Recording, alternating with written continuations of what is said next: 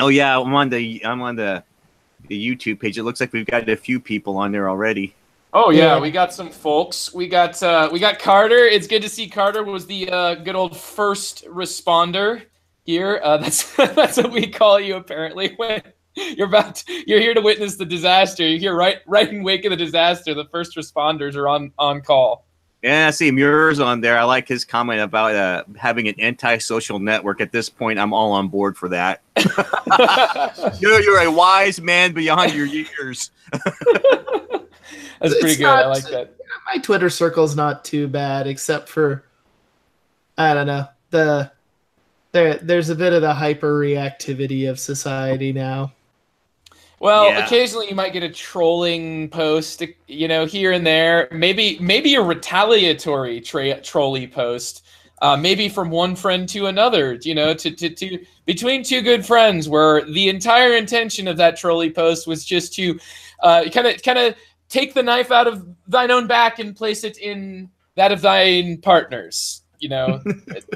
Well, my Facebook feed's been pretty interesting ever since I friended Trent on it. Because my family's from Texas, you can pretty much consider what they think about things. So I got all these things leaning one way, and there's Trent, leaning the other way. I'm like, my Facebook face is very bipolar right now. Oh man, I used to have that problem, but then I defriended two people, and it was pretty much okay. Oh, you can't. It's my kinfolk. I can't. I can't blame them for it. But these were people I used to hang around with before. What's basically when they started accusing my wife of corrupting me and using not nice terms, they got defriended. Okay, Andy. We all know you're the master of time and space. We've all agreed to this. But what's hilarious is they're like, you used to be, good until your wife turned you into an evil liberal. I'm like, no, I was that way before, man. I was just an evil liberal.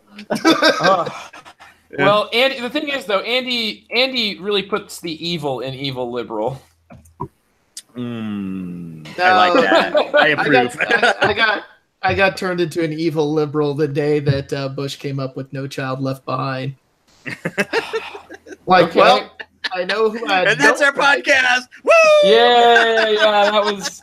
Thank you all. Thank you all for joining this train wreck. Thank you for the first responders. Trent called it. This is going to be an interesting podcast, man. We're going to be like, well, and when everyone knows you have to leave child behind, that's what the bear eats when you're running away. Oh my god.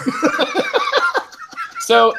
Now just for the record, to place everybody here in time and space, we have TC, who's just had a day that he's used only paradoxical, oxymoronic terms to describe. Oh my goodness! It's been a day. It's like I told my kids: you don't have to be the fastest kid. You just have to make sure you're not the slowest. You're not the slowest. Good grief! And Trent, was it the first day for your children in school? Yes. Okay, so we have a father who just took 3 children to school for the first time. 3 children, of whom the oldest, I believe, is it 14 now or 13? 13. Okay, 13, and he is it 8th grade for Joe? 7th. 7th, okay. That's like the top of the crap hill. It's all downhill from there. We have, it's a middle schooler and younger children on the first day of school. So this was like one of those hectic and finally get to take a breath days. We have Andy, who is in that same sort of function, but with one less child, and used to this being the first day of the back to school hectic, oh my goodness, what's this first day going to look like stuff. And we have me, who's actually just lived the first day of school. Oh, the first day of school is not bad. It's the one where they make you sit through like 4 hours of like bloodborne pathogen videos. That's my safety videos I have to watch. I just came off of four days of that, Andy. I went through 4 days of and it wasn't. I mean, it was some really good, some quality stuff, but it was 4 days though, and that's like 4 days is a long time to prepare. Yeah. And I think in the past I've usually had 2, and I think once I had 3 and felt like, oh boy, what else do I need to do? I've kind of got things. I've got things, and then now 4. Yeah. before I left, they wouldn't let teachers bring their laptops to these meetings anymore.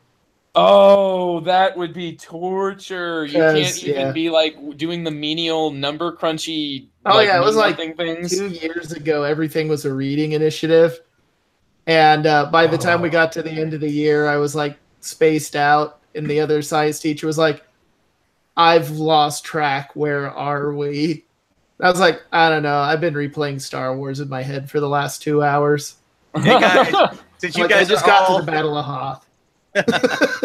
Since all you guys are school teachers, guess what's happening up here in Washington? My school doesn't start till after Labor Day, but it might not because our teachers may be going on strike. I may have the kids more in my house. Well, you know that there were some districts in Iowa, I believe, that had some issues along those routes. Oh man, I went to go take Kate to her first year orientation for high school, and she's like, "Daddy, what are those people with the signs? Are they teachers to say hi to us when we start school?" I'm like, "No, honey, those are the teachers that are probably going to be there when school starts." Oh yeah. No, it's things you have to tell your child. Yeah, it gets rough. So yeah, but that it could be worse. I could be have been teaching in Wisconsin or Oklahoma. No, my wife's from there. No, it was bad. Yeah, no, Oklahoma was really bad when I called, like, when my daughter was having mental health issues. We were debating whether we would need to move to Tulsa to get her into. There was like a program for ADHD down there, and I called them and learned like really quickly that their best program was like Iowa's worst program, and they were like, "Oh, you have that? Oh God, we would kill for that." I'm like, "Okay, honey, we're not going to Tulsa." There's so much there. It's Oklahoma. It's better like than Wisconsin. Still, they did close to Texas. There's a plus. Wisconsin, like, because they lost the whole union thing, like they can basically, school districts can do almost anything.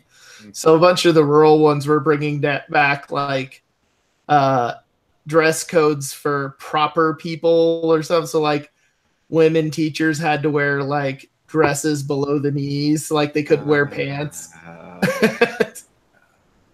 Yeah. Fun. Although Wisconsin did have the best teacher protest I've ever heard of. Because, you had all the parents complaining about whether teachers actually do anything after school. So all the teachers in Madison, Wisconsin held a grade in. A grade in? Yeah, they took all their work they normally take home, and they just went to the most popular mall in Madison and just filled the food court for the entire night.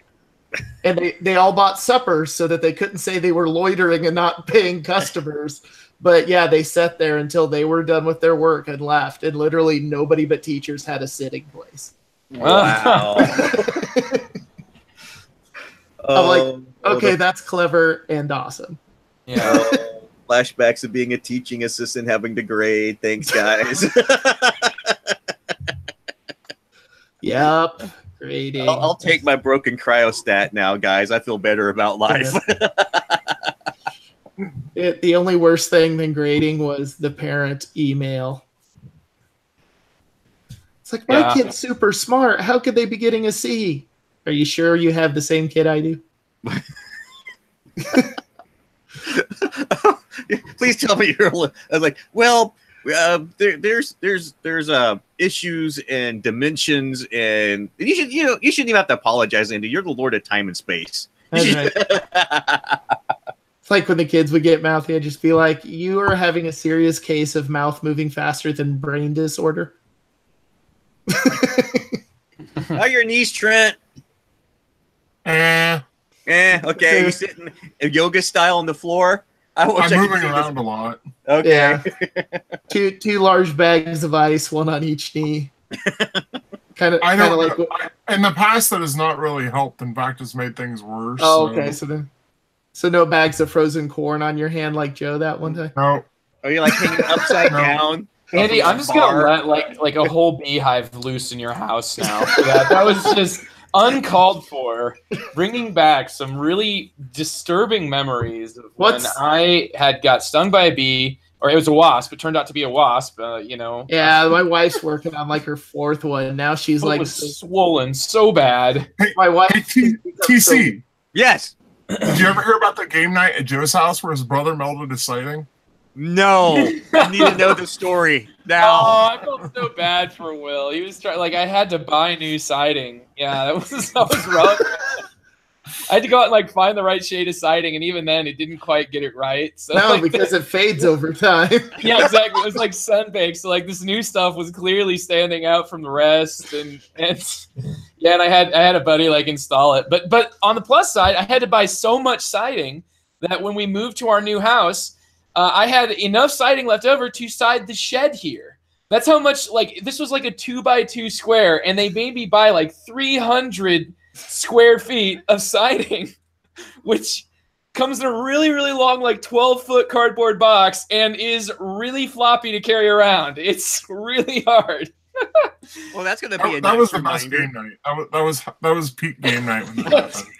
I felt so bad for Will because he was like, "Oh man, I'll totally replace that," and I was like, "Will, don't worry about it, dude. It's totally okay." Were you playing the new board game that was real time and had you using actual thermite? Yeah. All that happened was his brother cooked something on the grill and positioned the grill badly. Yeah, I asked Will to story.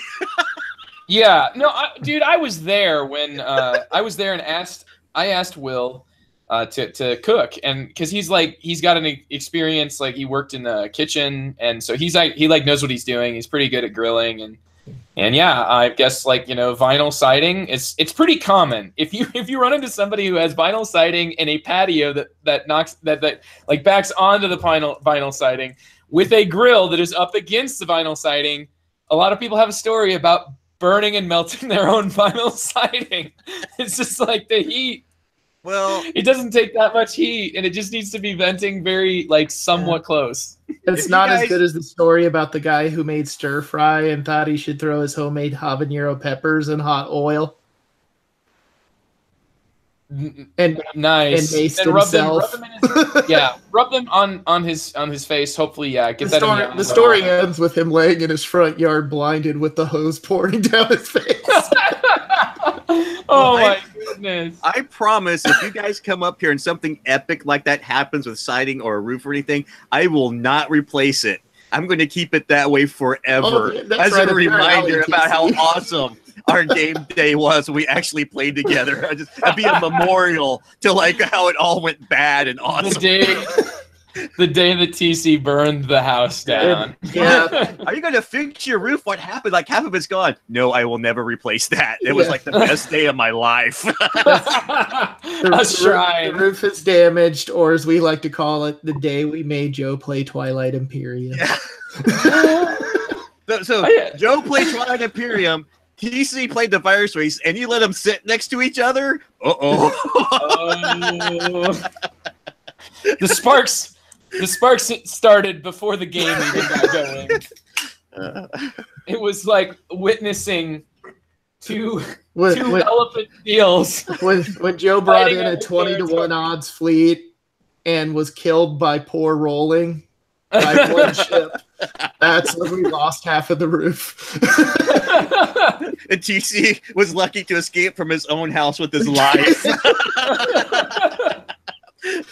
But with his copy of Twilight Imperium, he called it was non-recoverable. Just run, TC, run for your life. Yeah. Leave the game, run. Yeah, and so this is the start of the podcast where I'm the only one who's semi-coherently energetic. We'll see. We'll try to keep it under 4 hours, guys. Yeah, once we actually get started, it will be under 4 hours. Yeah. Oh, we're gonna go, and we're gonna go quick here. Then we're gonna go ahead. And we're gonna get through this. All right. So it's great to see everybody here in the chat. Norm, it's awesome to hear from you. Murr, we got Carter who's here with us, and there's a few other folks. Welcome everybody to the Good, the Board, and the Ugly. If you're coming to. Oh, not that quick. Not that quick. Okay. Well, they seem to like your talk of L5R, Trent. You got me. Yeah, it was a really great episode. I would second that, Trent. Great job, man. Yeah, it was awesome. Maybe you want to play more, and I did, and I lost a lot. Thanks, Trent. Yeah, they've announced a ton of upcoming L5R stuff. So. Oh God, yes, we could talk about that, and some of it we don't even know what it is. It's just like, stay tuned. Yeah, they announced a ton of stuff this week for L5R, the card game coming up soon. So I might have to change my hype. What, the like 15 things they announced or whatever? Yeah, it's just this big 3-page document, and half of it's just like, stay tuned, and a bunch of stuff. Okay. Yeah. There goes my wallet. Katana expansion, which is a real katana. That would be awesome. And that is just going to be like, so what do you use this for? Let's just say, don't be the one who lost. It's used. Would it be as good as variant? Would it be as good as the Carcassonne Catapult expansion? It's used. That sword is used for honor loss. That's what it's used for. Oh my goodness, where are we going with this? All right, I think everyone involved is tired tonight. And a little punchy, aren't we? The bad part is I naturally derail things, and I have people who will not be stopping me as much as you. Oh, cool! We're going off the rails. Let's go, Andy. Whee! Oh, train time. Old train references. Well, once those start, it's about time for us to start this episode of the Good, Board, and the Ugly. 3, 2, 1. Hello and welcome to The Good, the Board, and the Ugly, a podcast about board games that hardly gets started every week as we continue to find ourselves getting derailed with our conversations before we even get started. You get to enjoy all those great outtakes, as they sometimes call them, at the end of this episode. I like to kind of take the beginning of our episode pre-show, banter, and then throw that on at the end. If you that's your cup of tea, you can check it out. But what you're going to hear about on this podcast about board games is first going to be reviews, then a topic, which happens to be a pleasant surprise tonight. And by that, I mean literally pleasant surprises. We will then hype games on our ways out the door. And by we, I am, of course, referring to the royal we, which is how I like to call this group of gentle folk who happen to identify as male for the most part. First of which I will introduce is TC Reed. TC, how are you doing today? It's Thursday. One more day till Friday. I can make it, Joe. I need your help. I think I can do it. This is the Friday that you get off, isn't it, TC? No, we got one more day. I gotta get through it. But dude, I have so broken you're machine working? at work. I got broken machines at work. I gotta call service, and if you ever dealt with service with medical equipment, you know it's a pain in the rear end. But I'm here. Screw it. Oh, goodness. If it's colonoscopy equipment, it really is a pain in the rear end. Oh. Andy, you actually got a good one there. Like, I have to give some props. And Andrew Dennison, everybody. Oh my God, you're giving props to Andy already? It's gonna be a bad episode. That was about the highest bar that I think that was higher than I've come to expect from Andy's sense of humor, and it seemed like it just rolled right into it. But the more that I think about it, the less my opinion goes with it. So I'm just going to keep on going forward and ask Andy. Twitter 2 days ago when someone's like, "Are you going to get more science shirts?" And I'm like, "Yeah, I'm going to buy them all until they're they are all Argon or something like that." Oh God! There goes the bar. There goes the bar. Yeah. Okay, that's it. I'm sorry, everybody. So I'm also here with Trent Ham, who sometimes is heard, sometimes isn't. We'll see which one it is when I ask him how he's doing. I'm doing great. Hey, I want to point out that a lot of times I'm just listening on this show. I get in that mode where I just like listen and don't really have much to add. But absolutely, when I do, it's half the time it's a Tuesdays for Maury quote. Yeah. We haven't had those in a while. We need more. Oh, goodness. I'm not even going to be able to pick it up. I'm going to say this much. One time I did one that was uncredited, and you guys didn't even notice. Oh, my gosh. This shows how well how good our listening skills are as a podcast. But I tried to, How much we have an care audience about for each that. other. I try to block that one out as much. What was the other book I blocked? Oh, Walden 2. That book can be burned. I'm actually going to agree with Andy. For the first time in a while, I have like a page here, like no accidents in the workplace, except instead it says no agreements with Andy 4, and then I just, I'm going for a record. Unfortunately, I'm going to have to wipe off and back to the goose egg because We I were agree only with at Andy Walden's trash. 1052. Yeah, I'd only made it since the day I met Andy, but now I'll have to start over. Andy, I'm always going for a record here, so it's good to be here with all of you. And fortunately, we do have some great listeners, and that is, of course, folks that I'm referring to that are listening to us right as of this moment, and that is in the Google Hangout, which broadcasts live on YouTube. Those are available on the Good Board Ugly YouTube page, which you should go to, click subscribe, and then just go thumb all the videos. You don't have to watch them. It's okay. I know that sometimes you got other things to do, but we could always appreciate a thumb and a thumb on our page. All over the place now. I don't know where to go with this. So, well, the only way to go. The only way to go is forward. Yes, All right. You know what? That right there was, I think, the prize. That I think was some interference with Spanish because I'm teaching. I'm Joe Salen, the host of Good, the Board, the Ugly, and I am teaching. I just finished my first day of actually actively classroom teaching in this 2018-2019 school year. Back to teaching primarily freshmen, and I'm getting the gaming group off the ground and running again.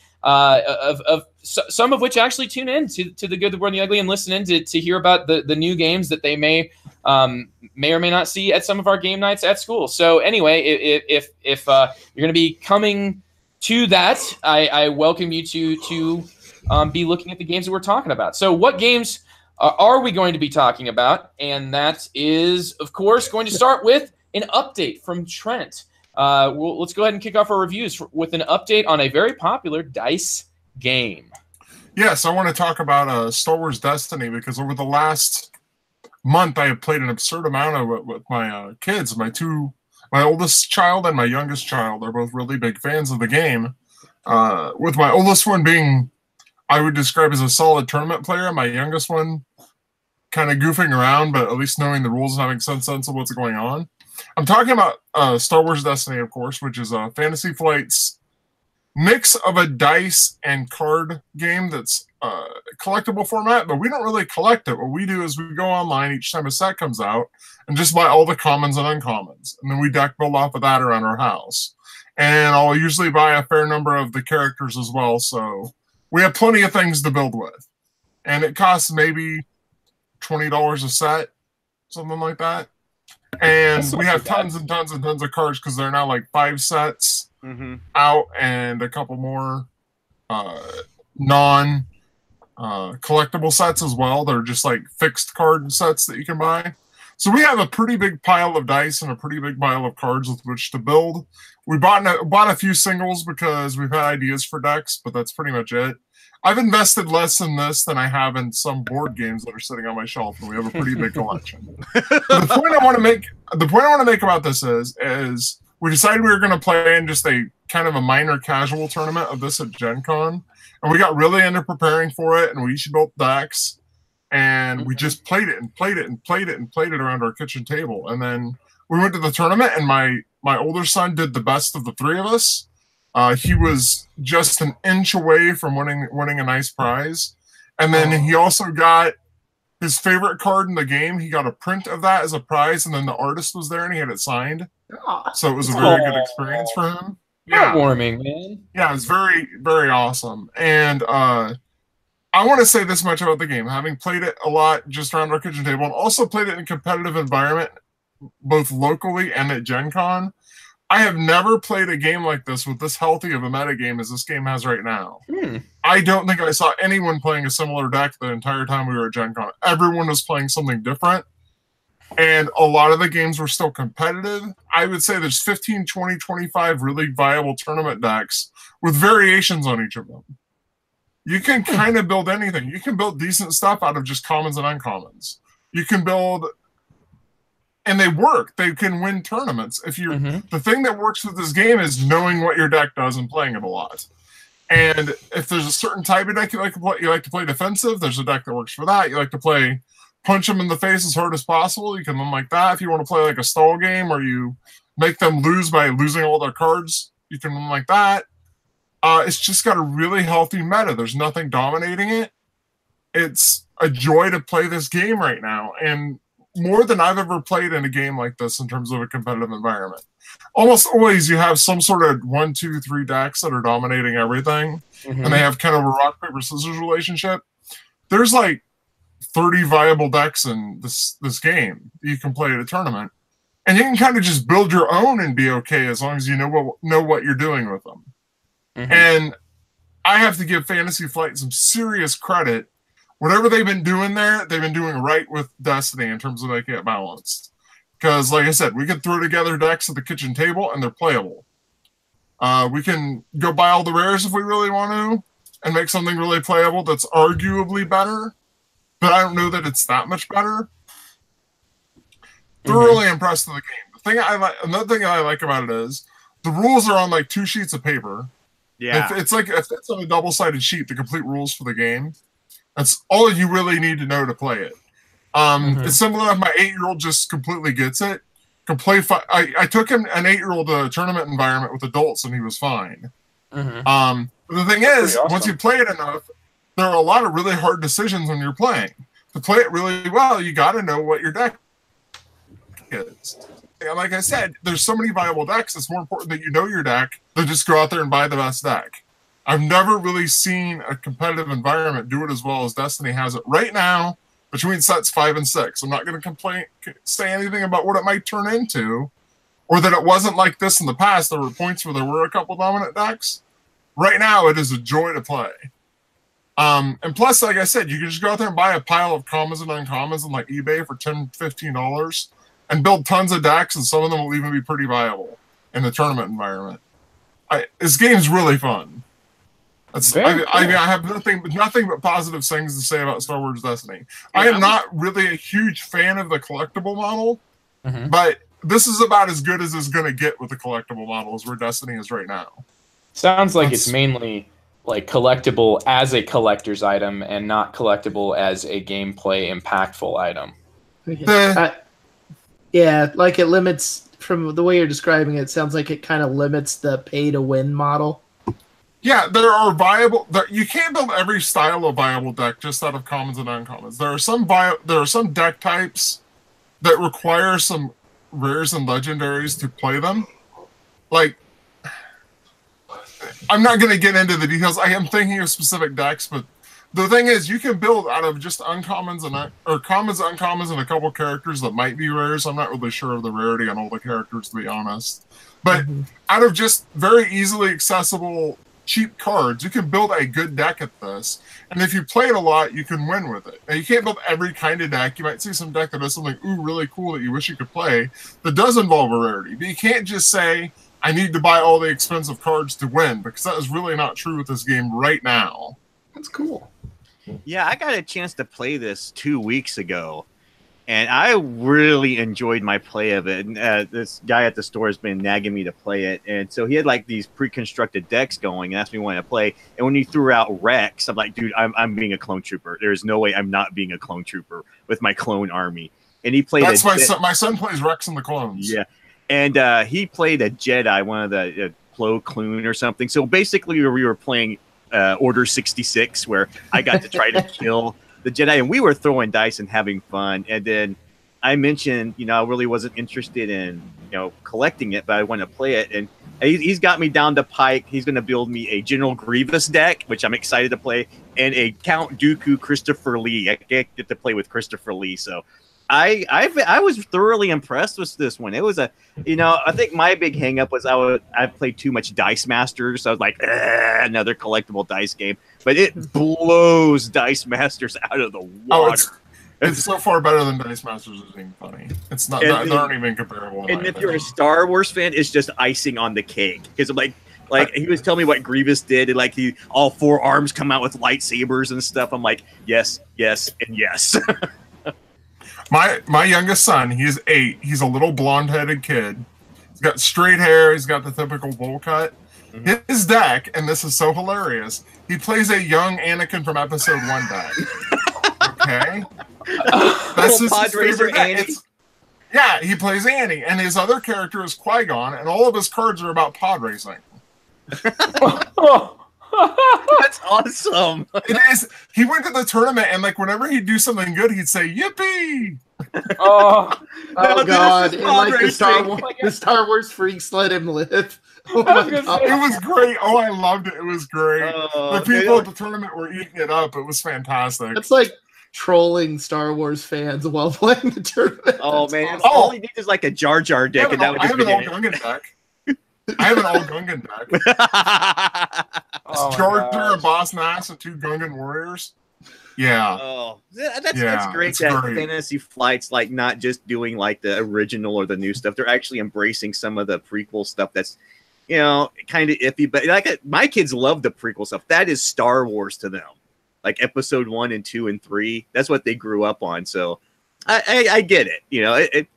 It took me a while to understand that those Star Wars movies were not for me; they were for my children. Yeah. But once I got there and I saw my kids enjoy it, I'm like, I'm okay with it. And the fact that your kids like fully embracing it is probably like one of the most awesome things I've heard in a long time. Oh yeah, it's very good. I mean, you can kind of build almost. You can at this point the card base is big enough that you do in a couple cases have to go buy a rare or a legendary card. And there is a healthy singles market for it. You can find them if you want. But you can basically build, if you want a thematic deck, build a deck that's almost any scene in any of the movies and any of the TV series that they've made about it. You can build a deck that gears towards some aspect of that scene, which is really kind of neat. Yeah, that's it. Yeah, like I said, I was thoroughly impressed. And if I wasn't already like invested in Munchkin LC, the collectible card game, and L5R and Arkham, I've got card games coming out my ears. I would be on this one pretty dang quick. And games play in about 15 minutes, and there's a pretty frequent, heavy number of decisions per minute in this game. Cool. So, I mean, I enjoy playing it. So, well, sounds very it's about cool. as healthy as a CCG can get. Yeah, the biggest thing about those CCGs is when the meta does start to settle in, it can be kind of frustrating if you don't see many shifts or many like deviations from it. So, glad to hear that's the case with Star Wars. Yeah, Destiny. Right now the meta's pretty wide open. So very cool. So let's go ahead now and take a look at an initial thought on a game I'm interested to hear, because we're going to hear from Andy about his kind of war game light entry into war games. Andy, take it. Yeah. So Trent and I, as I've taken the year off school to kind of help with my kids and whatnot, to help stay sane, I pitched to Trent having like a game day, like the middle of the day when they're at school or whatever, or where we get together and play games. And so kind of what we thought was 2-player games. There's a lot of them. And one of them I've had for a couple years now is Conflict of Heroes Guadalcanal, which is supposed to be a nice, easy entry into war games. And now you can have all kinds of lovely discussions on what is or is not a war game. And by lovely, I mean awful. But like this one, like no one would argue with you that it's not a war game. Like there's chits, there's line of sight, there's, hits. Like it very much is a traditional hex encounter war game. So it's set in the Pacific, and it runs over about 12 scenarios with a couple expansion possibility ones I have over the taking and the actions that went around with Guadalcanal in the Pacific theater of the war. They do a good job. Trent and I played the first scenario today, and there's kind of a campaign. Like they set it up historically where each firefight is a different component of the battle on those islands. And, it's got the good history in it because it'll tell you kind of what's going on and what your victory conditions are, as well as when you're done playing, you can read the aftermath of what really happened. but the one we played was a very basic scenario. It was only using some of the very beginning rules, like, you know, how to attack, how to move, cover, line of sight. But there's a lot more to it. The next one we're playing will bring in some card-based stuff where you can change things up a little bit. I'm playing the Japanese army and Trent's playing the U.S. army. We decided we're going to kind of stick with our own armies and play it through. The Japanese army, from what I remember, like to make people simulate like the basically the kamikaze charges. They do it such that the Japanese players are basically encouraged to do like suicidal attack runs every now and again. I just found it was really thematically good. It really kind of brought you into the idea of what's going on. I like how they do damage. Basically 2 hits kills a unit.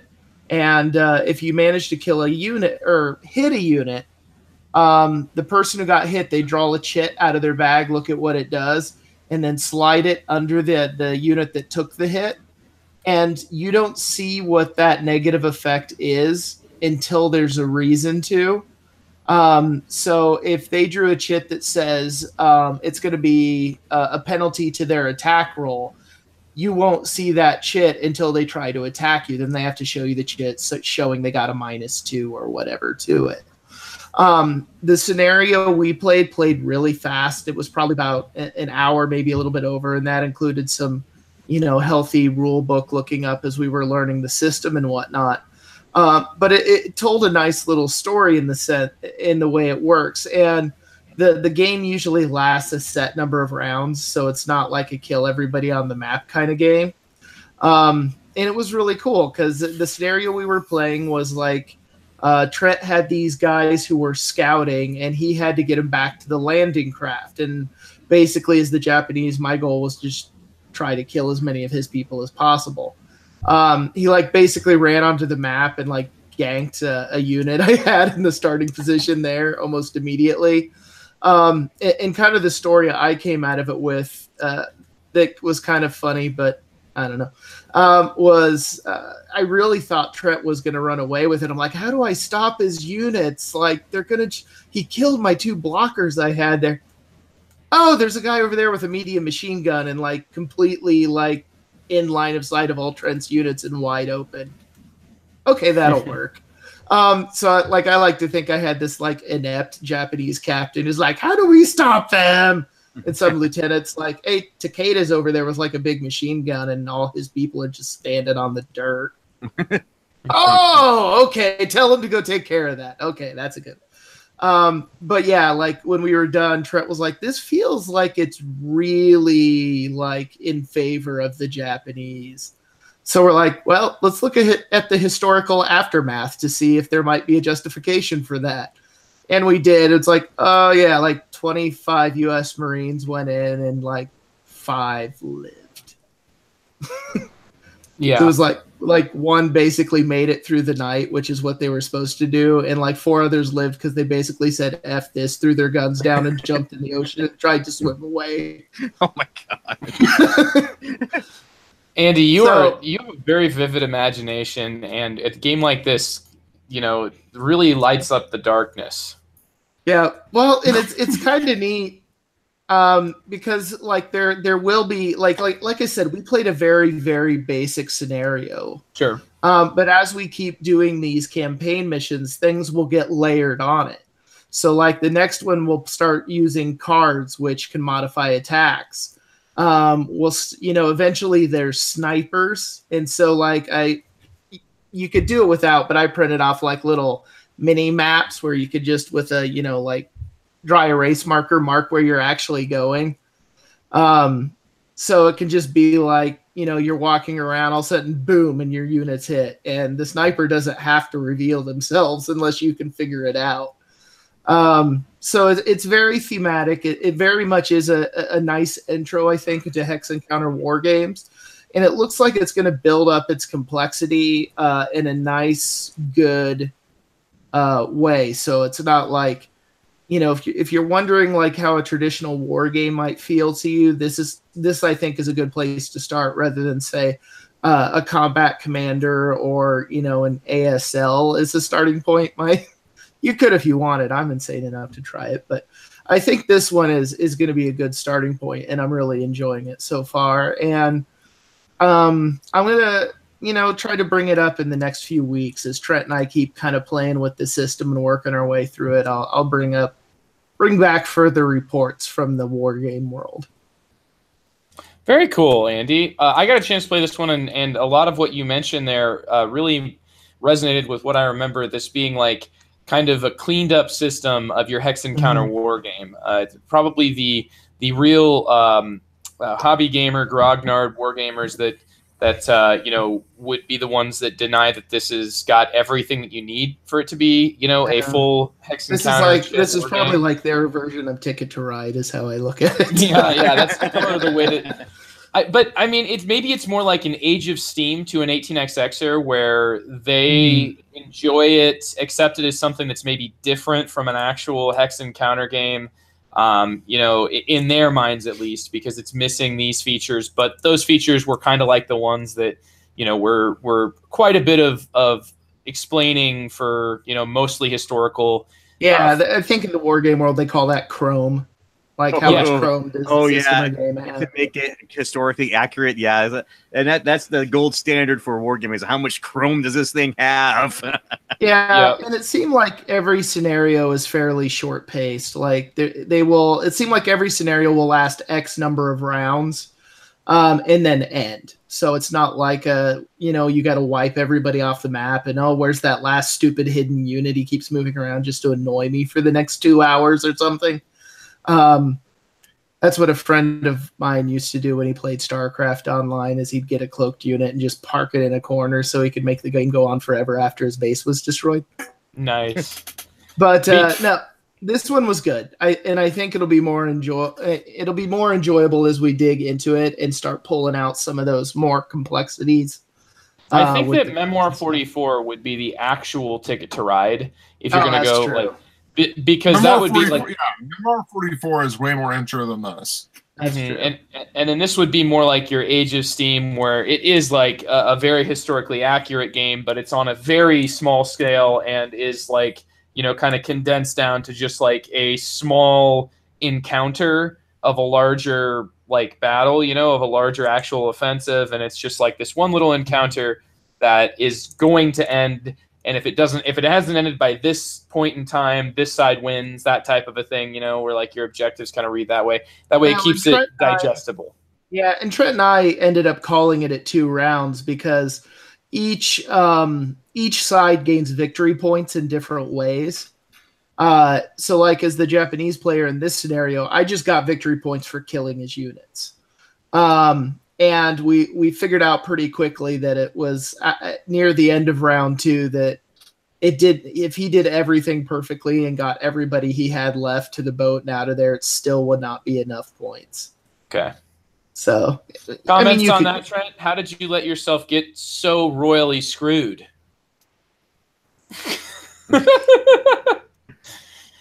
Neither one of us.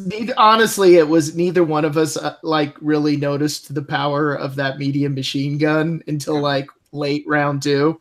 Because even Trent when we figured it out, he was like, "Yeah, I should have like charged that initially and did everything I could to take it down, and then I probably would have had a chance."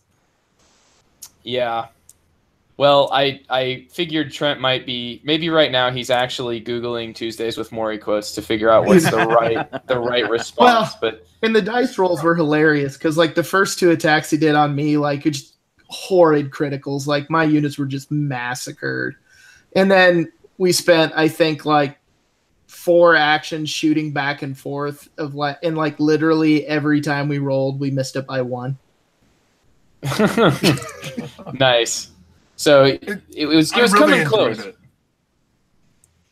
I really enjoyed it. I think it's a very good game. I look forward to playing future scenarios. This first scenario felt very simple, but you could see the promise of what future scenarios hold. And so I just look forward to playing it more. All right, man. Well, I was just giving you crap there earlier about losing. It's it's like when you're figuring out a game, a lot of times it's best to just start making decisions and then later on let yourself figure out those sorts of rules and come up with your own solution. I think that scenario is teaching you to not ignore snipers. Well, and the other thing with it is this brings it into the realm of the historic war game in that they're not looking to balance scenarios.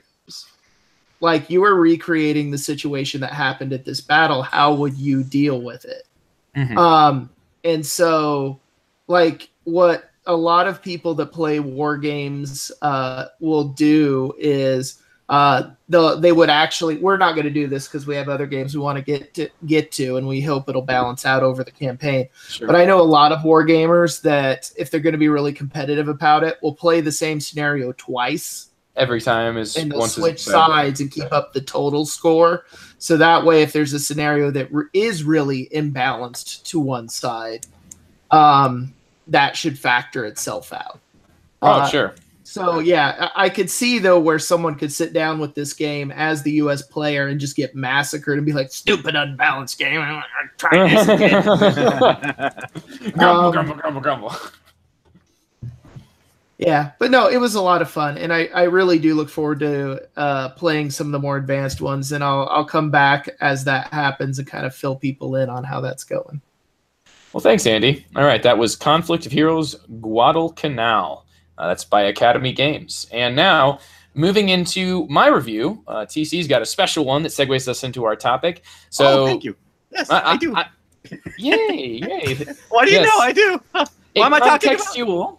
Contextual review. How nice of you. Well, mine is totally decontextualized, but let me try to provide that context by telling you that this is a game that I have actually reviewed in text form on Board Game Geek. If you click on the page for this game, you will find a text review called In Context. And the game I'm talking about is Tulip Bubble. So search for Tulip Bubble in Context. You'll be able to find my extended review. However, I will just give you in Spanish because it's an assignment for his class next week. Yes, to translate I will need that back to English. Mm-hmm. Yep. Everything I do, yeah. And you know what? I can tell if you use Google Translate. Do not use Google Translate. I can smell it like it's a turd. All right, so so the game that I'm reviewing is Tulip Bubble, which is an exploration of a market bubble that happened in Holland in 1636.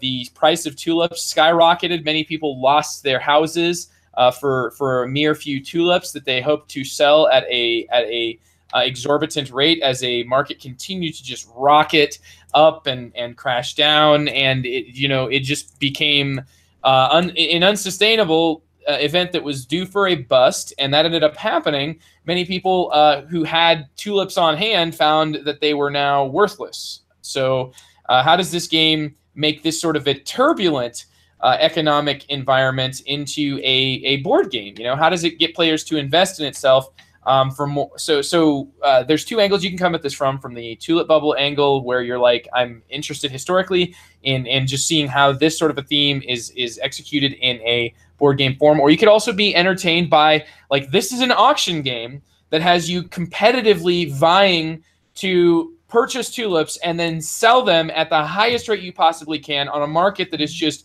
like, it's a small market. So it's kind of like playing, like bowling on the bumper lane, except for whatever reason, as it bounces in between, there's this huge swing in prices, even though they can never quite go fully off or fully, in either direction. So you end up with this really kind of, it's like everything has a little bit of a rubber band on it, and they're generally the prices of 3 different colors of tulips that you'll be trying to collect and sell will go up and down in relation to each other. It's just a really interesting system that has some of those nice little Euro touches, like that you have the ability to purchase up to 3 tulips in a round, but you'll have to place out your sort of like I want this tulip is what you're saying, and you're going to later on have an auction if and only if other people bid on it. Otherwise, you're just buying it for market price. The way auctions work is similar to modern art in kind of a way, because if you want to bid somebody else up, whoever wins the auction pays the difference between the agreed upon price and market price they pay that difference to the players that they were fighting against. So that sort of like, that didn't do you any good. Why'd you bid? Oh, I just wanted to bid you up. That one, the bidding you up. This game literally rewards you for bidding each other up. So it's got that nice little wrinkle that's slightly different that makes it so that it's like almost got some elements of diplomacy. Like, oh yeah, well, how much are you due to get out of this one? Because if you can milk them for enough, you can really make money just off of the fishing, trolling other customers and trying to just make as much money as you can off of the stuff that they want to actually purchase and sell. So you've got that added dimension that's not present generally in most auction games. A lot of times there's some sort of a system for the auction money getting distributed amongst the group, but it's not particularly like this. It's a very intense and very cool form of interaction that I enjoyed in this sort of a Tulip Bubble economy. The one controversial piece of this is that you are reacting to an event deck. So all the best laid plans can be crashed literally when you flip the crash card. And the other players who had absolutely did nothing to set themselves up for a gain get, favored by this event deck. Most every event will be flipped in every game. There's only going to be a few that you don't see, but this is all about buying low and selling high. So it could have been about a lot of different things, but I did enjoy the way that the game looked artistically. My wife was invited into it by this system, and it ended up being a very enjoyable experience for all of us playing. And that's in different experiences. I've had the Tulip Bubble bust, and everybody go, "Oh no!" Just horrible. And I've had one. That's based on a real historical event, right? Yeah. Yo, yeah. There's flavor there. Yes. No, where everyone bought it. Or remember, if you're a traditional economist, though, the game's just a statistical anomaly. Okay. This is the same game design group that did Flow of History. This Medias game design. Mo Ideas. Mo Ideas. Thank you. Mo Ideas. Yeah, lately I've been really looking hard at this company, the games that come out from them, because I really enjoy. They come out with really nice short games. I've noticed. Mini Rails is solid too. Yeah, Mini Rails. What was the other one they did recently? Liberatories and Symphony Number 9. Symphony Number 9, yeah. Which go ahead. I said, it's just I've been really impressed with the games. They're quick and they have a lot of depth, and they're usually after you play it once, you're like, okay, I see what I did wrong. Let's do it again. Nice. They are so short, but they get to that absolute super deep place that I'm very surprised in that amount of time. Flow of History is the actual decisions that you end up making, the sort of bids that you're placing, but you've got that competing thing where you want to make it high so that you get your card. But then you want to make it low so you get your card for cheap. But then other players, it's like you're setting the price. I love that sort of an auction. That sort of I set the price and I purchase it for that if nobody else does. It really works when you've got a cascading drafting line. Other games by Mo Ideas have just take these core ideas and make them as absolutely crunchy as they possibly can in the smallest package and the shortest playtime they possibly can be. It is in many ways, they are pushing the hobby in a direction that is absolutely in line with my philosophy that I kind of use in my own video reviews, the silent coefficient, the idea that there's a sort of positives outweighing the negatives when you're sort of looking for efficiency in your entertainment and gaming time.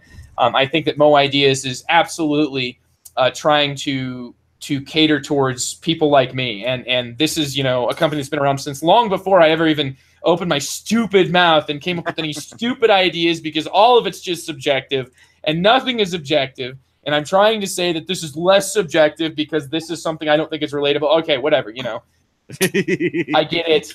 But this Tulip Bubble is something that has appeal to a wider audience because of the way that it looks and the idea of what it's about.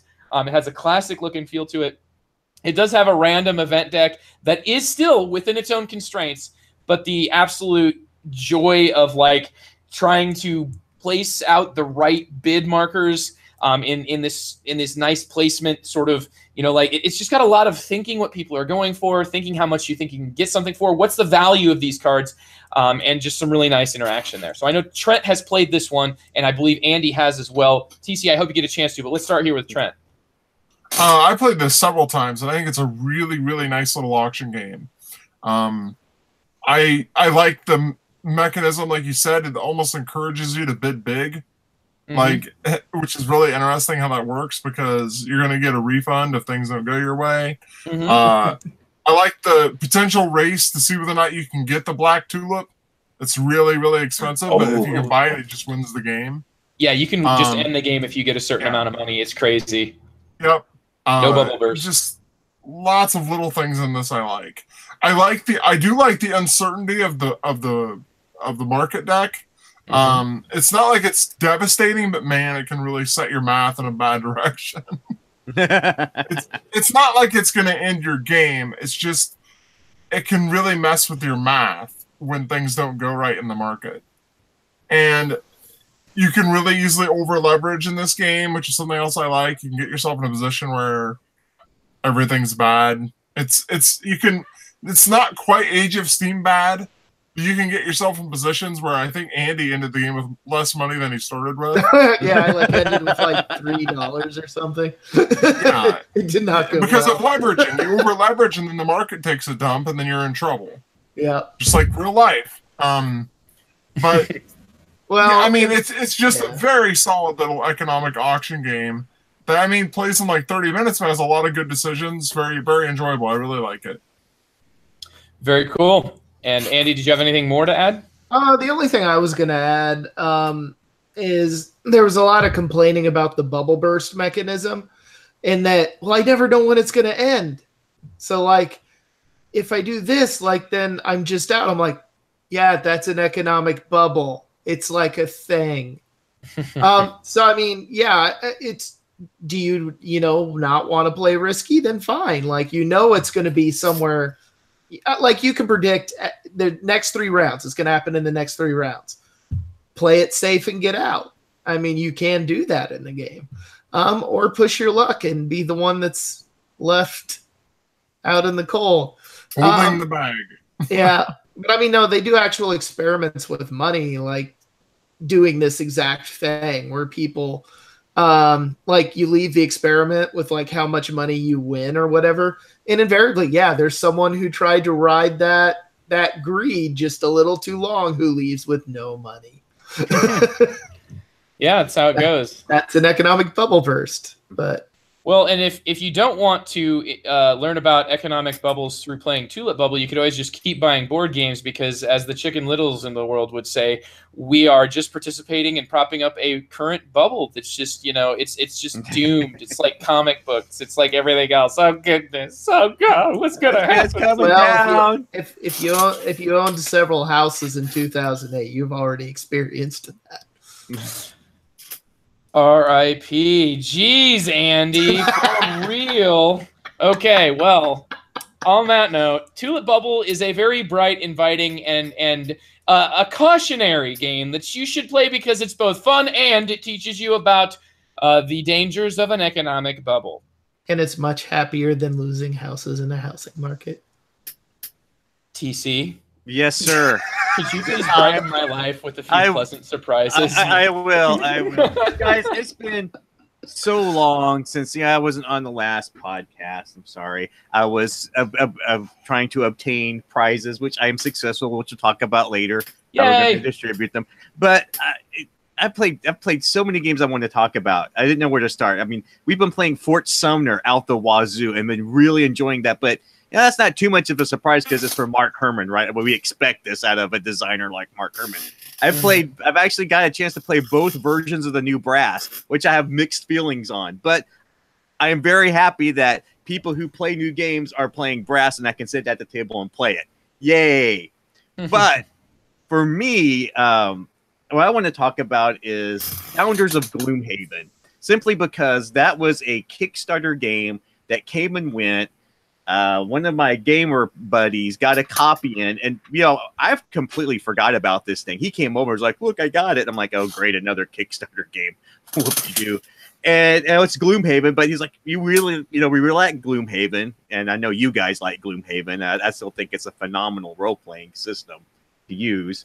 And so we cracked it open, and wow, this game, and so it ties into our subject as pleasant surprises. This was not what I was expecting out of a game called Gloomhaven. Now I realized you weren't expecting the Great Zimbabwe. I was not. See, Trent, if you would have come to me and said, like, TC, I know you like Great Zimbabwe, but you have some problems with it. How would you make the Great Zimbabwe better, TC? I probably would have said something along the lines like, well, we need a race of insect people who are sentient that can have a crop that can call an aphid crop that only I can put on the board, and other people have to use my aphid cows or my aphid crop and just role play the heck out of that.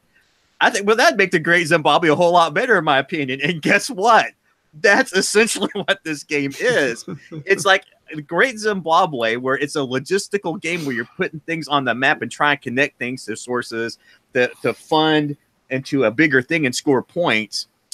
But it does it in such a way with the theme that makes it incredibly engaging. Now, what made this whole experience really funny for me, and I'll get into how the game plays a little bit, is that we broke this out. The guy who had it looked at the rules and went, "Oh my God, what is this?" Right? So it took like all three of us to get through this rule book, which we weren't expecting. We're expecting some high fantasy game. We start playing it. My wife, Carissa, is just like, she had like a really bad day. She just wanted to play something simple. And here comes my friend with like this big monster heavy game, heavier than we were expecting. She starts playing it and she gets like super engaged and figures this things out and like smokes us at this thing. Like it wasn't even close, the in-game scores when everything was said and done. This is a really impressive game. I mean, for me, the highest standard for a Euro Kickstarter has been Tricarion, to be honest. That's been the bar. I mean, that was amazing. Yeah, I didn't think that could be surpassed, because usually Kickstarters are like, ooh, look, lots of plastic, lots of miniatures, who cares? This Founders of Gloomhaven, I think the more we play it, is going to give Tricarion a run for its money, because there is a lot of wooden pieces in this game. There's like, what, 8 races you can play, but it's only a 4-player. I think it's 9. Yeah, and each race has their own meeple, their own color cube, their own discs, their own player board, and it's just a 4-player game, and you have 9 races to choose from, guys. Okay, it is just, the content in this thing is staggering. And what's really cool is once you play the game enough, you can play it, and it comes with a card that you can write on and throw it in your Gloomhaven game to like describe how Gloomhaven was founded, and somehow it comes out in the game as an event. I mean, it's good, and we weren't expecting such a heavy Euro coming out of this thing, and I looked at it on Board Game Geek, and it's like, it's not ranked very high. I was like, why aren't people who play Splotters, who like heavy games, just aren't all over this thing like they were in Tricarion? I honestly think Gloomhaven. Yeah. Like the people who liked Gloomhaven that are backing it are getting something they didn't expect, and then the people who weren't much of a Gloomhaven fan are not even looking at it. I mean, exactly it. I literally sat with a guy who loves Gloomhaven, opened up the box, opened the rule book, and went, what is this? But once we got going, it was fantastic. And we even got to a point where we were APing out harder than we did on 1846 in terms of trying to figure out what we needed to do and how to make optimal moves. I mean, it was like 5 to 10 minutes just staring at the board going, because what this game does, what I think's really neat, is in addition to putting you got to put your crop out or your basic resource and connect it to an upgraded resource, and then connect it to another upgraded resource, which can connect to a big building, which scores a whole bunch of victory points, and it all slides down depending on who owns it. Because even though you can access someone else's crop, they still get the victory points when it chains down. But when the buildings build, that card flips over and it becomes an action selection spot for your meeple to go on. So your choices the complexity of this game just grows and grows and grows. The more this game grows, the board grows, the state of the board, and it comes to a point where you're just staring at it going, there's like 18 things I can do here, and they're all really good, and I don't know what the optimal move here is. So that was a hugely pleasant surprise. I was not expecting it. If you're a heavy Euro gamer, you need to check this out. If you like Splotter games in particular, you need to check this out. If you like staring at the board for a good 5 to 10 minutes trying to figure out what the heck a good move is because you're just oversaturated with this decisions to make, this is the game for you. We're going to play this next Saturday and probably the Saturday after that and the Saturday after that. We enjoyed it so much. So have you guys tried this one yet? I have not. I have solo. Yeah. Oh, I think Joe. I enjoyed my solo play of it. I really want to dig into it as a multiplayer game. Joe, didn't you say someone tried bringing this out and it was like a total catastrophe? I wouldn't say total catastrophe. I think it was just like there was rules mistakes that were kind of like leading players to not want to continue with the current game state based on choices they'd made that were based on rules that they later on figured out were kind of fundamentally different, but not like a horrible way, just in a way that made it so that they couldn't really continue to compete knowing that this thing was no longer a viable option, and it was something that like at least one player was pursuing as kind of a main strategy, I guess. I don't know if that makes any sense, but just kind of like there were moments there were several moments of this game where I was working towards something and like that strategy would be completely gone because it's a communal board you're building on. So one of my biggest pet peeves in city building games is when you buy a game and you're building your own city in front of you and no one can mess with it and it's your own thing. I'm looking at you, Castles of Mad King Ludwig. It's like, oh, look at this little thing I'm making. You can't mess with it. Ha, ha, ha. I love it when everyone's in the middle of the board and you're all just hosing each other over and screwing each other over and just making a mess of the board trying to make optimal moves. And that is what a small city. Like it's kind of a midway between the two. Like you can send your meeples to other people's cities and like they can try to kill them. No, but I'm interested now. The interaction is somewhat small, but it's there. Yeah, but the interaction in this Founders game can be, I mean, you can just like get all this set up and have everybody playing down and just one person lays one tile down and it's done. And you gotta figure out something to do. But yeah, maybe I just enjoy that kind of relationship with my wife. I don't know. Maybe that speaks more to me than I care to say. But but it's a good, solid game. Wife play games. So, Joe, I would really like to hear you break this game out again. I think you guys would really enjoy it. So, give it a shot. I will talk more about the more plays I get of it. I'm a little hesitant because with most Kickstarter games, it seems they throw too much stuff in. And it kind of bogs the game down a bit. I think that's the biggest problem with Trick Carry On in a large extent is that by the time you add like the last thing with the little cards on the side of the board, your brain just shuts down because it's just too much to take in. But so far, we're really enjoying it. And my group's hooked, and my wife is digging the heck out of this thing, which for a heavy Euro game, pretty cool. Yes, absolutely, dude. That's a really resounding praise for this game. And because Carissa very frequently doesn't like the really dry games. She is enjoying this one.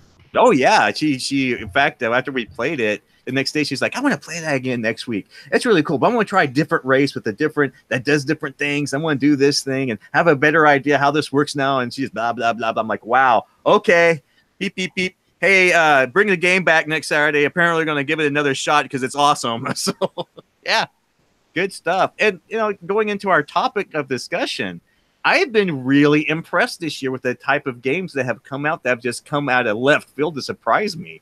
I mean, like the Founders of Gloomhaven actually inspired me to suggest this topic because, I mean, we've got, the Munchkin collectible card game, which I thought was going to be complete and total garbage.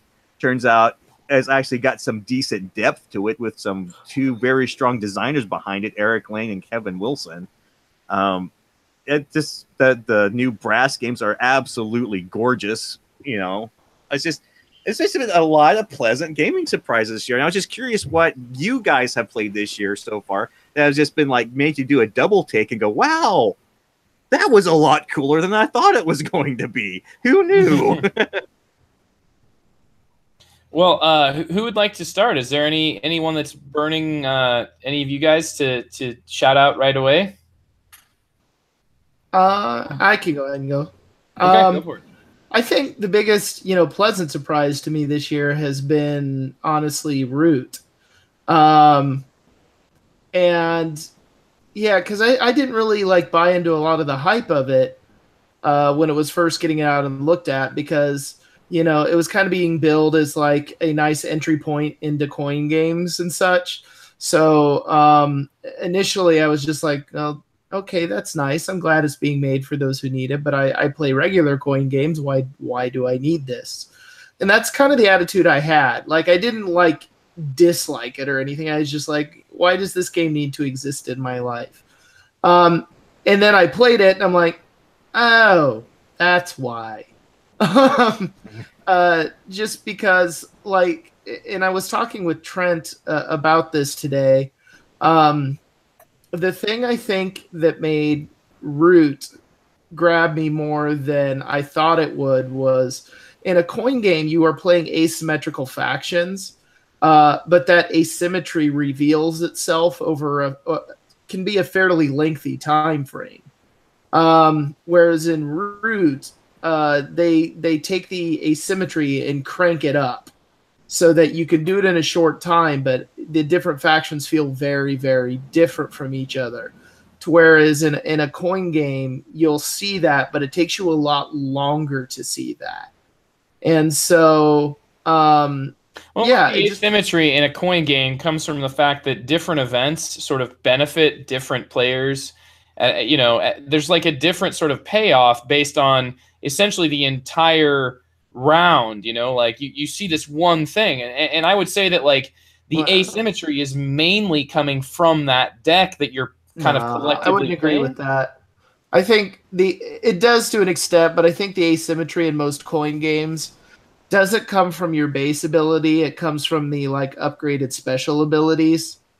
That's where you see the play factor being very, very different. Oh, the secondary actions? The secondary actions, I think, is where you see a lot of that.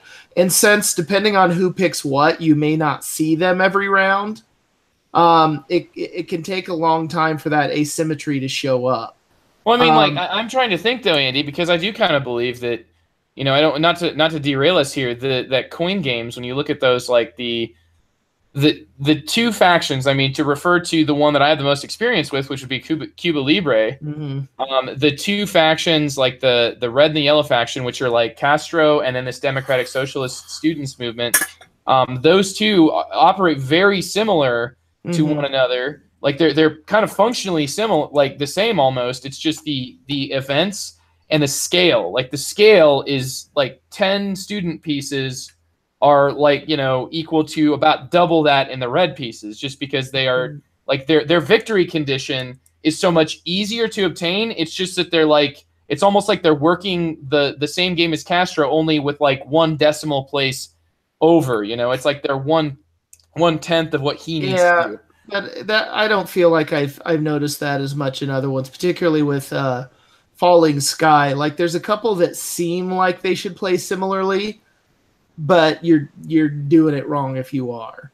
A lot of the asymmetry comes from those victory conditions, though. Right. That's where because you're both, and that's where some of them work better together than another pairs. How they tie those victory conditions together. Right. I think there's kind of a little bit of a scheme, though. It's you have one player that's the sort of existing power that's everywhere. Yeah, they're the whack-a-mole faction, basically. They're typically the government faction. Yeah. Right. So they're the ones that are currently in power, and then you've got these other three factions that usually it's one of them is sort of marginally allied with the player that's in power, but their job is kind of they have a competing goal, and then you have these other two factions that are similar to one another, but have this sort of they win separately, but they all want the government to just essentially go away. But anyway, I mean, the deck plays a role, but I think between all of those things, the asymmetry takes a lot longer to notice. Yeah, agreed. Absolutely. Whereas in Root, like you can very much see the asymmetry very, very, like it's not even in one game. You can see the asymmetry in Root within a couple rounds. Yeah. The way you're behaving. And I think by cranking that up, that's one of the reasons why that game works so well. Like you're immediately playing very different games from the opponents at the table, but you're all interacting on the same board, trying to do things. And I was very pleasantly surprised. Like, honestly, like I said, I thought it's like, oh, okay, I'll play this one when people bring it out. It sounds kind of up my alley, but not enough that I need to own it. And after playing it, I'm like, I could play this more. Like, yeah, this was actually really good. And I think from what I've read too on a few things, like there are factions that are a little bit more for different kinds of gamers. So I think like the faction I took is one of the more appealing ones to kind of a heavy gamer because it's all about programming future moves and looking down. But not all factions play that way. But I think with all the interactions, like you could play this game for a long time to actually see how everything interacts with each other. And so I was honestly very pleasantly surprised. I didn't expect to like it I didn't expect to hate it, but I didn't expect to like it near as much as I did.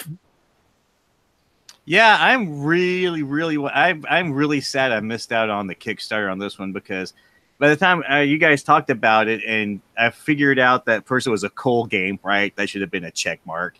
And that it was a coin game, that should be another check mark. And it had animal factions. I'm like, oh, I could get my daughter to play a coin game with me because it's got a cat faction. Heck yeah. Oh, I missed it. Crap. So I am sadly waiting on the reprint on this thing now. You would love this thing, TC. Like, it is not a doubt in my mind. This is right where you would want to be. What it taught me is I should not doubt Cole Worley. Yeah. Yeah, especially after we played the crap out of John Company. No kidding, right? Yeah, Pax Pamir, John Company. The thing that I like about the asymmetry that really impressed me that I didn't see myself, because like coin to me is something I enjoy, but it does, like Andy said, it takes so long for the real way a faction plays.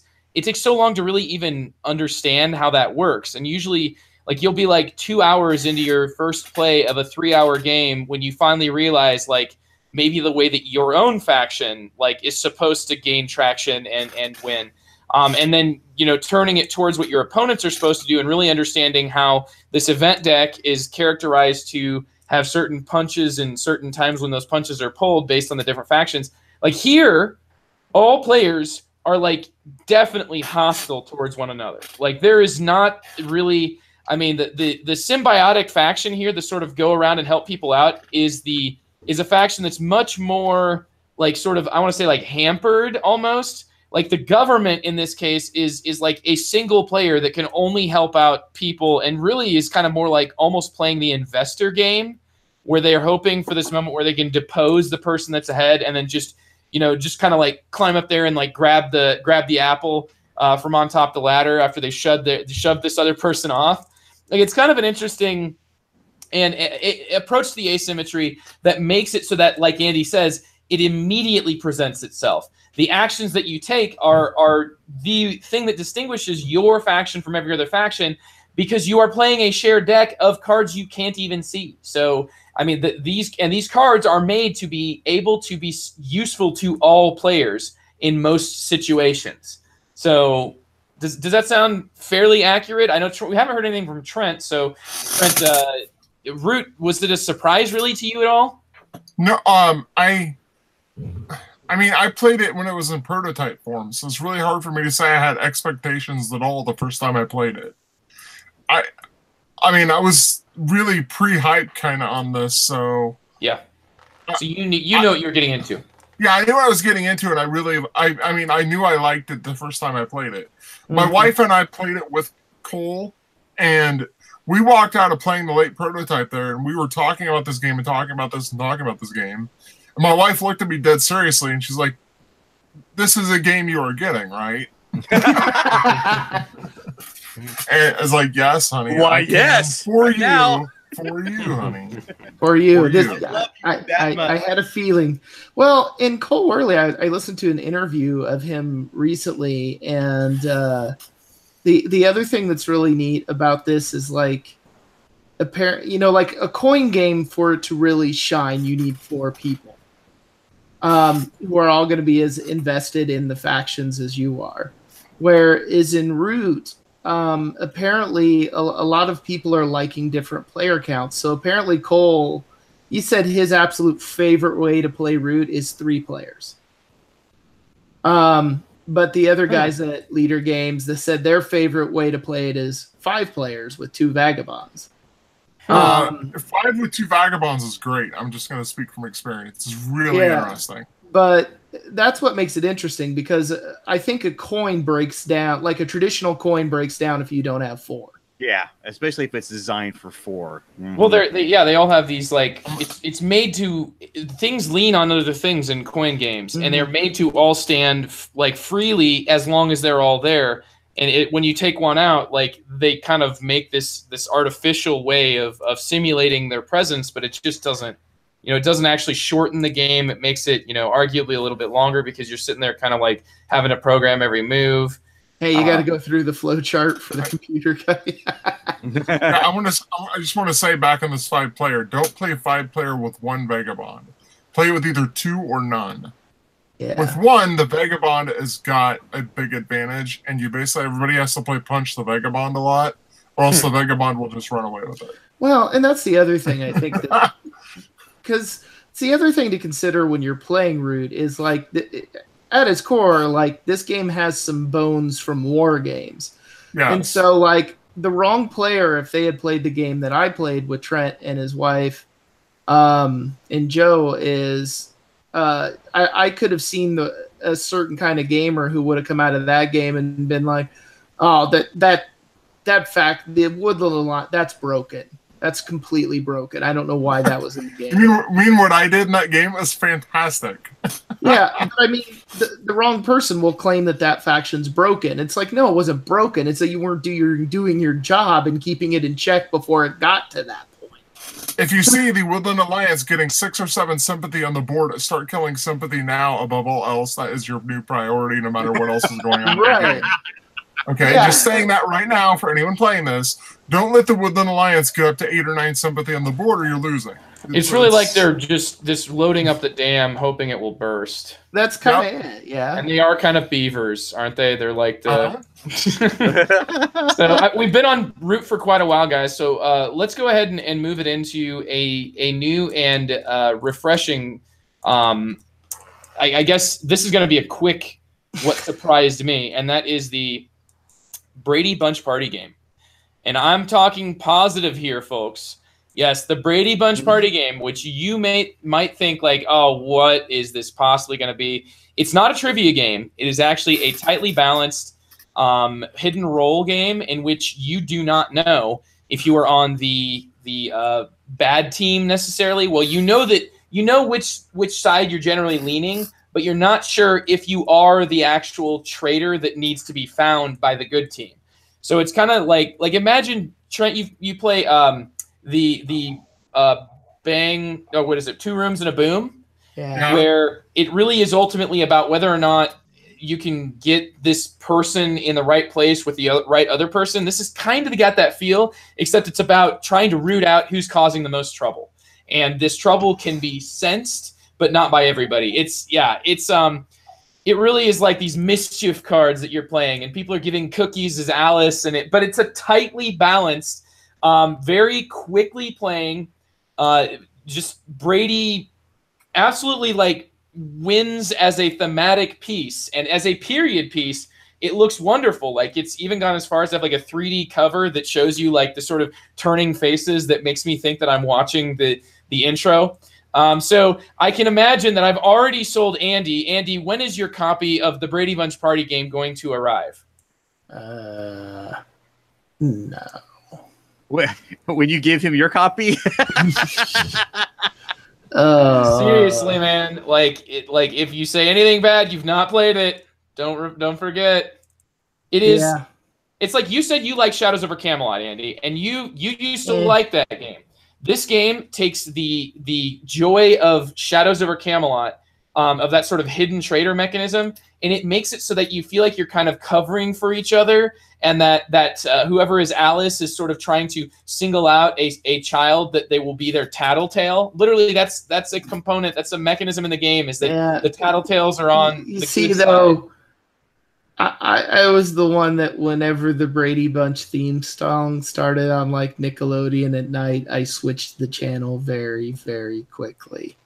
I think most of us probably did that. I don't know. If there was like a bomb in it and your goal was to get the Brady Bunch and the bomb in the same room, then I would like to play it. Well, and you know what? I have absolutely convinced at least somebody to give this one an actual honest try, and I really want to hear. Okay, yes, awesome. It's like Resistance, but you don't know which team you're on. And I know that that's like, sounds like it's a fundamental part of the game, but that's also what kind of makes the game into one of those where people are like, well, I don't really feel like I can lie well. So if you can't lie well, play this game because you don't necessarily even know if you're lying.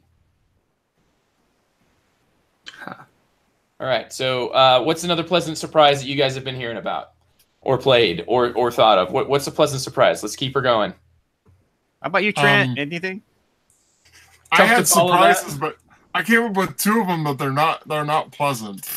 Oh boy! Well, here, let's go through there. a few Is pleasant it ones. the mind? It's the mind, right? The mind. No, I wasn't expecting much out of the mind when I sat down and played it, and I was rewarded for my expectations. you got what you expected. All right. Well, okay? So, I would say a couple of diamonds in the rough to maybe check out that I'd like to say on the Good, the Board, and the Ugly. I think I mentioned this earlier with Jeff Gamble on the post WBC episode, but Roman Poker, which is normally only available, I think, in Germany as Romisch Pokern. It's in German, but this is a dice game where you're like making Roman numerals. You actually can, like, you'll end up learning Roman numerals if you don't know them, because anytime that you break the rules of Roman numerals, you bust. And so it's a kind of cool little system that involves you. It's a roll and write simple game, but it's like definitely got a lot of cool decisions. And this was being played, so I can actually catch Andy's attention here. It was being played as a filler game by 18xxers. Mm-hmm. Oh. No, it sounds reasonable. I'd play that. I would play that. I just made up that last part, but I wanted Brady Bunch game, definitely. No, Andy, I made up the whole thing about 18xxers. I just wanted to hear you actually support something just because I said it was. No, I'm just kidding. It actually was. Like, legitimately, I would play that as a filler. Yeah, it's quick and it's interesting. You've got these like special abilities that you can choose not to use and they're worth points, but like they're not nearly as many points as you can get if you like use them in the right situations to get like just a crap ton of points. So it's one of those where you just keep on trying turn after turn to fit somewhere in this like sequence of numbers that you're creating, and sometimes you'll make a really tiny little gap that for you to actually be able to score any points, you have to score like between exactly 13 and 15, and it's like, no, dude, I can't hit exactly 14. That's like impossible. So it's cool though. It's tough like that. Like there's certain numbers that actually are kind of impossible because once you skip 4, you can never get 4. Because as soon as you get to 5, as soon as you get 4 ones, that's now an illegal number. It would be IV. But if you got IV, you would never do IV. You would do VI, if that makes any sense. I suppose that you can kind of choose. I think you might be able to choose, but you're usually going to choose 6s over 4s just because you can put them either before or in front, and it's, I think, your choice. Anyway, Roman Poker. So that's a little bit more positivity. TC, did you want to shed any more positive light here before we turn it over to the disappointments? I do. Like I said, I got the chance to play both versions of Brass, and I was really hesitant on what these deluxe editions were going to be, if they were going to be worth the money, because they were promising big. I was like, I don't know. This is a lot of money for this. And I saw a copy. I got to play a copy. I think these are probably, as far as deluxe versions of games goes, are top tier productions on these things. I mean, especially if you've played Brass and you've played the previous versions, like the War Frog version or the Eagle Griffin version. I mean, those were like, but man, Roxley really went to town on this, and they've got like 2-sided boards. I mean, the difference is one's a day side and one's a night side. I mean, it's like they went through that much. The clay chips that come with them that were extra are really nice. I had a huge case of board game envy. Well, I was thinking this game come out, and I'm like, and as you guys know, Brass / Age of Industry, that system is like my all-time favorite economic game, period.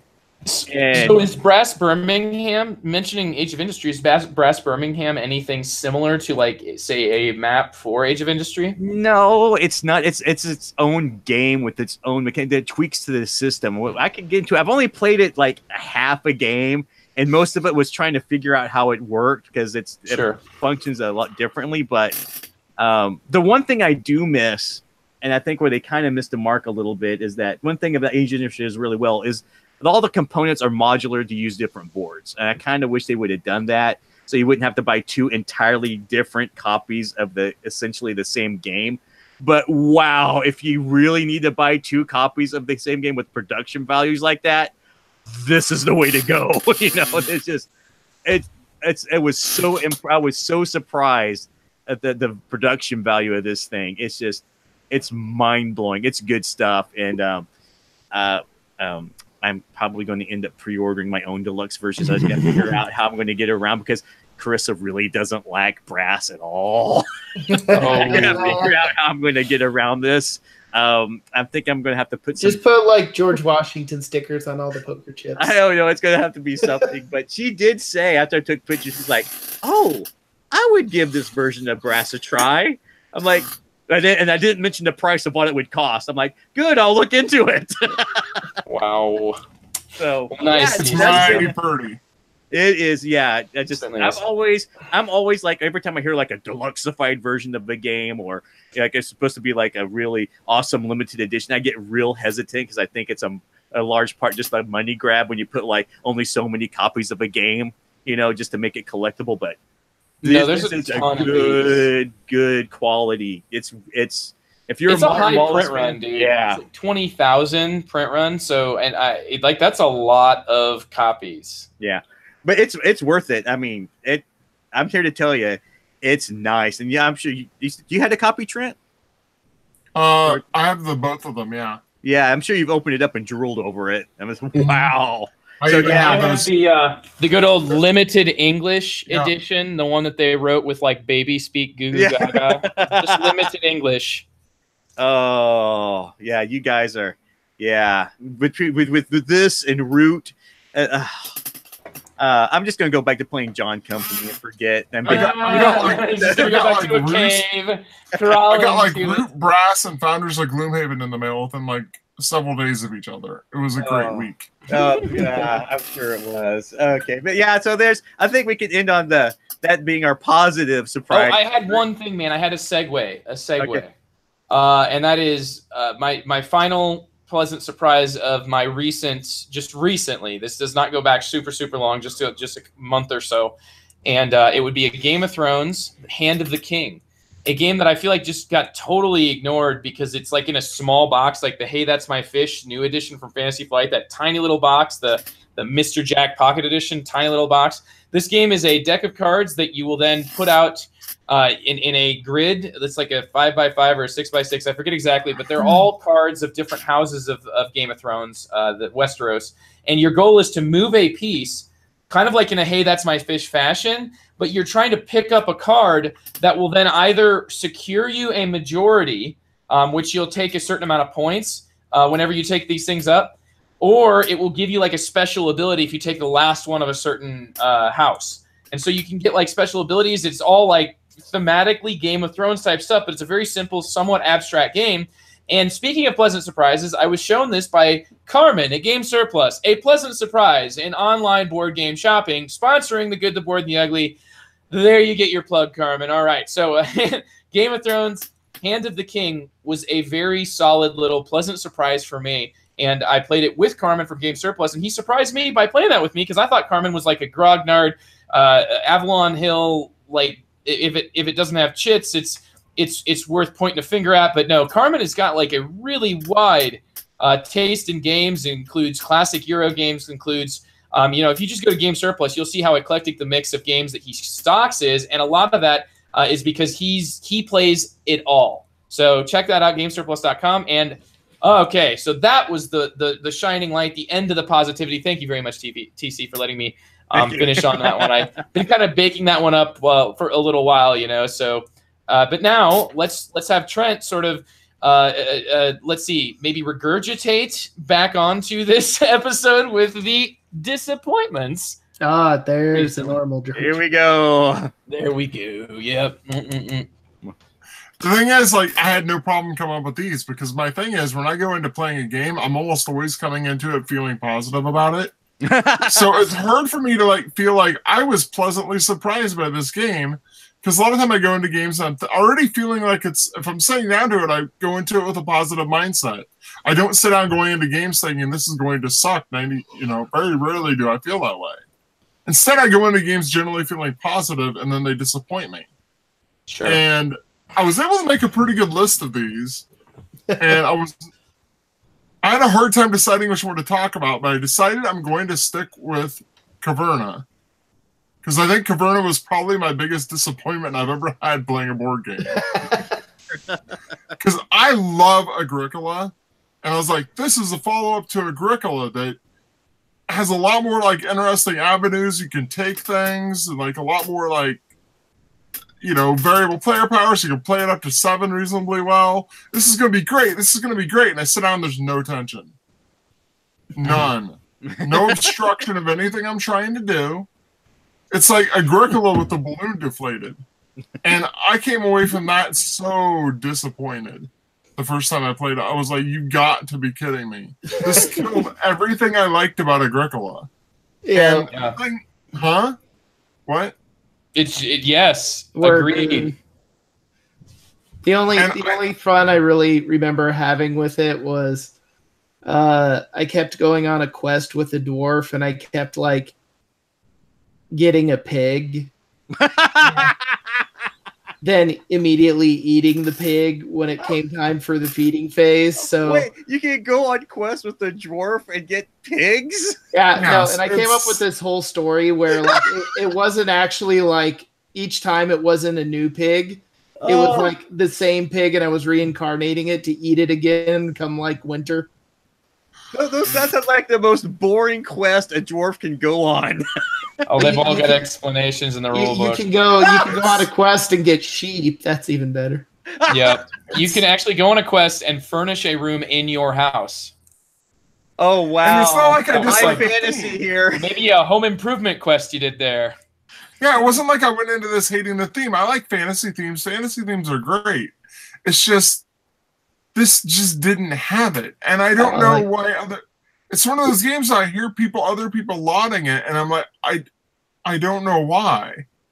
Well, I don't know why this is even in the top 500 on board games. They took away all the tension of the feeding phase too. It's you can eat, and it's what are you eating? I'm eating gold coins. Is it like Stone Age where you can feed your people wood? I'm out of food. I just eat wood. Okay. I just eat wood. It's really it's not good. It's not. It's sad. And it plays up to 7 TC. Oh, well, I know that box is huge. You could drop that on someone and do some serious damage because it's just full of wood bits. But you can, if I'm ever sitting down to play Caverna with me, you can drop the game on the back of my head to take me out of my misery. What's heavy enough to knock you out? Yeah, my review of Caverna is it would make an effective murder weapon. Well, Agricola, they call it Misery Farm. I call this Misery Game. Misery Game. Well, a lot of threads and people I talk to who really like Rosenberg games kind of cite this as the beginning of his quote unquote downward spiral of game design. Well, okay, no, if you like tight Rosenberg games, then yes, absolutely. I don't know, man, but I take issue with a little bit. To me, Glass Road is just this absolutely. It's a mind pretzel. I like Glass Road, but that system is so tight and there's so many things that go into each round of that game. What's that? I said it's a good filler game. I mean, it's like that super filler, dude. It's No, like it's a thank you filler. Yeah, no, I really like it for that. 45 minutes game that's like just a full experience, a full 2-hour Euro experience in a 45-minute game. Absolutely, dude. If you want to call it a filler, Andy, then your fillers are like right there in my sweet spot. Yeah, no, like legitimately, I would call that like a heavy thinky filler. Like, yeah. I would enjoy it on that. It's like, because it falls in that category of it's not a game I'm probably going to show up to a game night to play, but if it's pulled out between like bigger games, oh yeah, no problem. I totally would sit down for that. I would play it nonstop, yeah. And it's one that like I'm a little different in that for me, like I feel like it'll get to the point where I haven't played it in so long that I'm like, I need me some, you know, that I gotta go back to the Glass Road, which actually there's probably some drug references referring to glass that I shouldn't make, but it's like, well, I do feel like I need to get filled back. Like, you know, in glass making. You can get a high. Oh goodness. Yeah. So anyway, yeah, that one, just to speak about Rosenberg's, I think, you know, that he still, I don't know, he still surprises me. He still keeps on making ways to make just a lot of pieces work together and entertain me, even though, like Trent said, for me, I'm totally behind the idea of just Caverna being this sort of like it's just, I don't feel like I was in the market. I feel like maybe this is the equivalent of all the Star Wars nerds pointing a finger, wagging their fingers at the original trilogy, because it's like, you know, this is entertainment, but it's entertainment that's just trying to accomplish something else, and we shouldn't necessarily hold it to the same exact standard.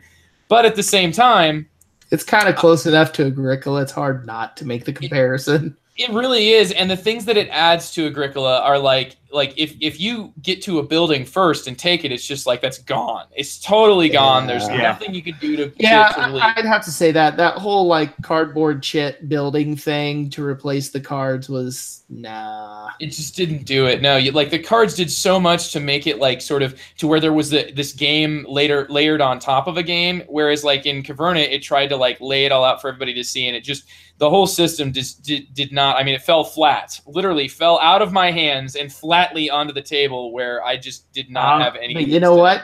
It had a cuddle room. That's right. And so the cuddle room is maybe the silver lining here. Is there any other disappointments that you know, like recent surprises that kind of were, you know, sugar-coated unfortunates? I can't think of any. I mean, I can't think of anything for me that was on par with my disappointment in Caverna. Mm-hmm. I mean, I can think of some that were somewhat disappointing, but nothing. Like I went into this thinking, I went into Caverna thinking this is going to be like, you know, an addition to or better than one of my favorite games ever, and I came out of it thinking I never want to play this again. I don't know how you can get more of a disappointment than that. Yeah. I have one, but it's not recent. It's kind of legendary. Is it legendary games? No. It's if you guys know Star Realms, I'm sure.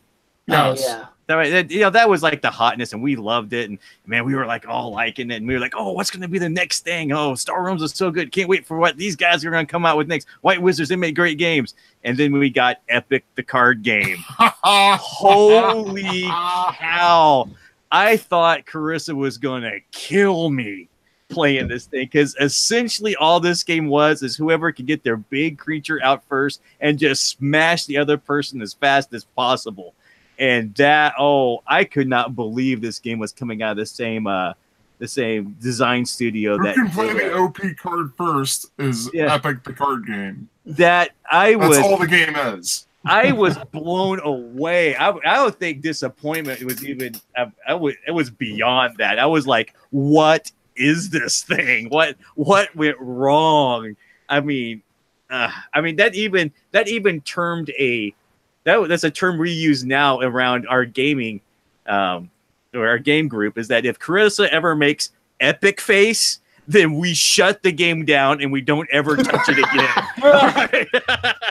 It actually has a meaning. Yeah, epic face. Epic face. You can always do you mean it sucks that bad? Yeah, oh, I mean, you have to know that. But if that look, there's no even words. You just see that look, and it's like, for everyone's safety at the table and for the good of the game group, in order for it to survive, we have got to get this thing off the table as fast as humanly possible. Yeah, you need to set it up. They did at BGG Con last year. They did a like oddball, potentially bad games room. Mm-hmm. And everybody had red or they had a double-sided card with green or red. And if half or more of the players had flipped to the red side, the game is over immediately. So they're like, some games they played without that happening. There was like a couple games like everyone got like halfway through round one and like everyone had red cards up. Yeah, and it was just one of those things because our expectation was so high coming off of Star Realms, right? Yeah.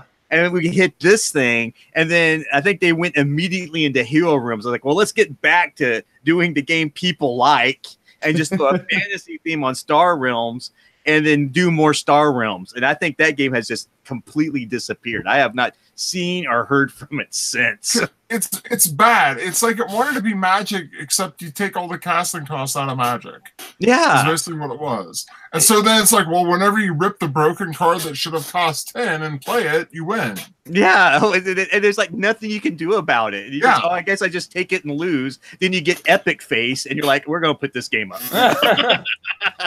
Well, speaking of Epic Face, the disappointment that I'd like to share. Is that okay if I share mine here, guys? Yes, please do. All right. It's almost with sadness in my heart that I say this. It's like it's tough for me because when I look through, I had to actually keep looking for a very long time.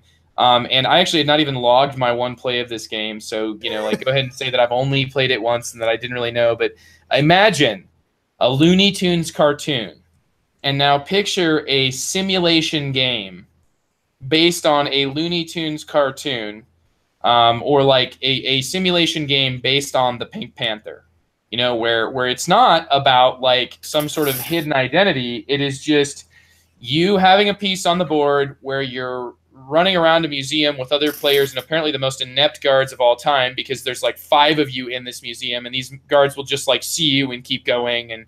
And like every time they see you, you have to roll a die to see whether or not they like sort of are chipping away at your will to keep coming back into the same museum after you get caught. Like, what? Like, this is just like, it's The Odd Couple, it's like you're getting picked up by a cop for the 3rd time in a night. Like, when is he finally going to book you? And the whole thing is just a mess of dice rolling that I just, like I said, it's got enough dice rolling and it's almost always like a sort of roll for success, roll to see if you can get the right numbers. So that you can crack these safes and stuff, and everything about it, even when you get hit by a guard, even when you get caught, you have to roll a dice. And these were all just like things that made me feel like, I've played a much better heist game, and that's Burgle Brothers, and it was cooperative, and this is competitive, and I don't feel like I'm at all invested in this gameplay because it's just, it's just whether or not I rolled high enough to get the thing that I needed, or I rolled low enough so that I don't get caught by a guard. Museum Rush just was a dud for me. And yeah, first I thought you were talking about Burgle Brothers. I was like, I kind of like Burgle Brothers. It's Museum Rush? Is that what you're talking about? Yeah. Okay. I kept you going. Okay, so I kept you going for a long time. No, I'm talking about Museum Rush because Museum Rush is the game that to me just did not. It just I couldn't stand it. I really couldn't stand it. It was. I thought it was so cool that they have examples like a variant maps that are like historical museums that you can like sort of set it up so that you're like, but it still just comes back to like the gameplay every single time is going to be of you moving a piece a pretty obvious spot, attempting to crack a safe. Have like 9 times out of 10, I feel like it takes multiple attempts, and every time that you do it, the guards get alerted. So they're like, heading right for you. You're basically going to get caught, and then you're going to end up still coming back into the same museum and trying to steal the same crap.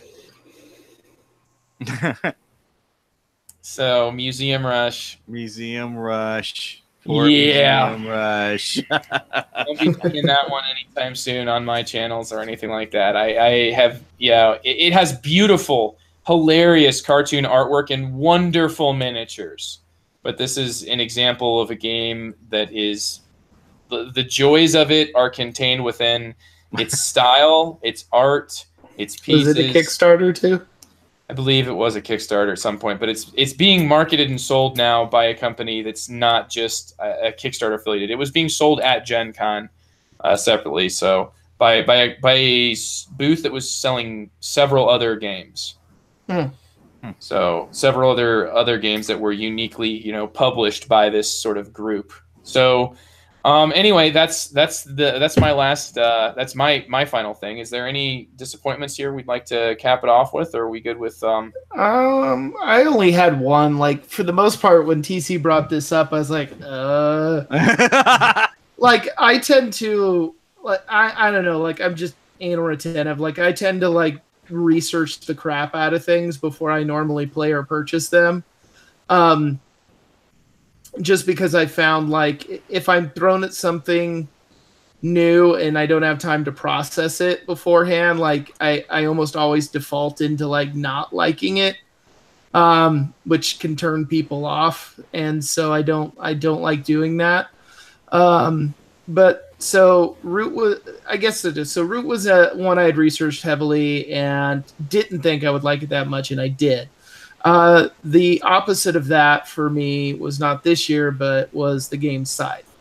When I researched it, I thought totally this game was going to be for me, and I was really going to enjoy it. And when I started playing it kind of solo and played it in a game group, I was just kind of like, really? Like, what am I missing? Now, a little caveat, my wheelhouse in gaming taste had changed quite a bit since the day I kickstarted it and the day I actually received it. So part of that's me.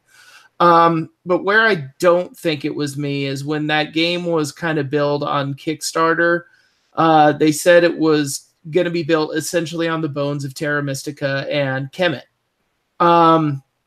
And I agree with the Terra Mystica. I think it's got some of those bones in there, but Kemet, it is not. The combat system of Scythe was very much closer to, like, a Rex or a Dune kind of setup. Like Kemet, I was imagining some good amount of punch you in the face and going at it, or at least have that as a viable option within the game. But Scythe, at least base game, when I played it, it just wasn't there, and I just felt disappointed about it. And I ended up I had like the super deluxe-y, nicey Kickstarter version. I just sold it, and I didn't even do the horrible gougy secondary market thing. As I basically just got on her Facebook page. It was like, if you'll give me what I got invested in it, that's fine. I just want to buy another game. I don't even remember what I turned around and bought, but. Yeah, I mean, I can see why people do like it, but it just fell super flat to me. Like, I was expecting to really, really, really like it. And when I played it, I was just kind of like, meh. Yeah, it's tough to say exactly. I think that I saw a comment recently that I can imagine would be my thoughts on the game if I was still playing it. Like, these most recent 2 expansions, I've kind of not purchased just because I never really got it played a whole ton with the first expansion, which I do not think really did much to address any issues players had with the game. It was more like, here's 2 extra things that you can add to this game that you accept as it is. And I think that the next couple expansions sort of like listened to what players felt like was missing and tried to add sort of like elements for that. And then you see like a sort of legacy campaign that from what I've seen so far,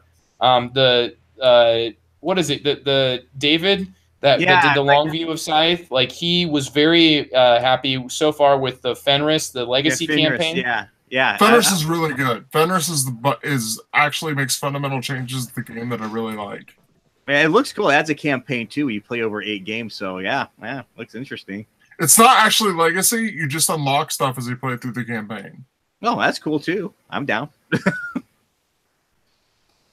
Yeah, I mean, I call Scythe the great compromise game, because if I'm at a game night and I'm with a bunch of people who don't want to play a war game, but they have Scythe, I can at least move plastic mechs around the board and make noises, and I'm happy. Even though it's essentially a efficiency game, but I still happily play it. I enjoy it. Once I go over the fact that it was advertised as a 4X game and was absolutely not a 4X game, once I go over that hump, I was like, I enjoy it for what it is. It's pretty good. that's the thing with Scythe. I think that was the issue. Is like it's not a game that's going to anger anyone. No, it's not like a game that's gonna. It doesn't do anything that unique or dangerous, and so it's a pleaser. Like you can set it down with almost anyone and play it and have a perfectly fine time. But I don't know. I've kind of gotten to where I like games with sort of the rough edges or stuff that give them a little more character. And just Scythe doesn't do that. And so, like I said, though, a decent amount of that's totally me and the way I've changed as a gamer. But I think there's a legitimate disappointment in the way Scythe was kind of built like what it was going to be, and it just wasn't. And that's what led to the disappointment. Not that it was a particularly bad game. It's just I bought it totally expecting something different than what I got. Yeah, and I've heard that. I mean, that's legitimate. I've heard that about that game quite a bit. I mean, it's something I hear. And like I said, I play. It's one of those games. It's like you said. It's not a game I wouldn't not play, but I wouldn't be requesting it. Right. Yeah, it's like, oh, you want to play it? Okay, cool, whatever. Yeah, it's a compromise. Like, yeah, it does. It's work. a compromise game. It's a game you can throw on the table, have 4 to 5 or so people playing it, and probably no one's going to be upset or offended by that. Yeah. But not very few people are going to be like, woohoo, Sky, yeah! Like, it's safe. It's a safe game. Even the design reflects that a bit, where if I blow up your mech, it just goes home. Exactly. Like, no, I blew it to pieces. You got to rebuild that thing. No, it just, okay, cool. Don't mess in my center place here. Go away. I'll just send you back home again. All right. Well, thanks for sharing that, Andy. I mean, when it comes down to it, the disappointment. I mean, I think you said this when it kind of came out, was that like it delivered what it said it was going to deliver, and you feel like you should be able to accept it for that, but that you kind of changed into what you were expecting, what you were looking for, and I think that I think it delivered what it said it was going to, other than the combat mechanism. I think that it wasn't like a deliberate misleading, but it didn't sync up. Like Kemet, it is not. I'm sorry, No, it's more like Rex than Kemet, but I think that, it was kind of advertised, at least in some of the things I was reading, that, this is going to be a very deterministic combat, and that's like even Kemet's not deterministic. Kemet's got the sleight of hand, the card play, it's got some cool stuff going on, but the thing about Scythe is that it's very deterministic. It's just it's essentially an auction with, like, we start at these values, how much more are you willing to commit? And we do that. Essentially, it's a blind bid. Yeah, and whoever wins gets pummeled by the next person. Exactly, yeah. Because they just wasted all their good, yeah. Well, that's the thing I think that was bad, is like combat became like almost... combat became more of a deterrent than a way to do things, because like the one who was most likely to get their teeth kicked in was the one who didn't invest in any combat situation stuff. But then again, if you actually did invest in it, you were like deathly afraid of like blowing that load into a fight to get a star, because then the next person was going to use you to get a star. Yeah. And and I think maybe that was the intention of the design, because it's the thing that I found out that it's the threat of fighting that scares you more than actually doing it. Right. Because when it happens, everybody's going to be it's going to be a beat down all around. And I think like that legitimately was the intent of the design of the combat when he was designing the game. Like, I think the game that got published was the game that he wanted published. Oh, absolutely, that the Kickstarter itself was a little misleading in that combat aspect, where I was just kind of disappointed about it. But like I said, a lot of the aspects of the disappointment was totally me. Like, I changed from the day I Kickstarted it to the day I received it. So. Sure. Well, at least you got your investment out of it, right? Oh, yeah. Like, I made my money back. It was fine. It was all good. Sure. Unlike me and Trent, you'll probably never see return on investment on our L5R cards.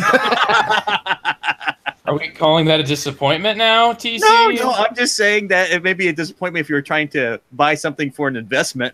I'm still enjoying the game, but we're definitely not going to get our investment back in what we pumped into this game because I've dumped quite a bit of money into it. I now use my cooler, which is filled with like very nice custom binders full of Game of Thrones cards. Right now, my left heel is resting on top of it.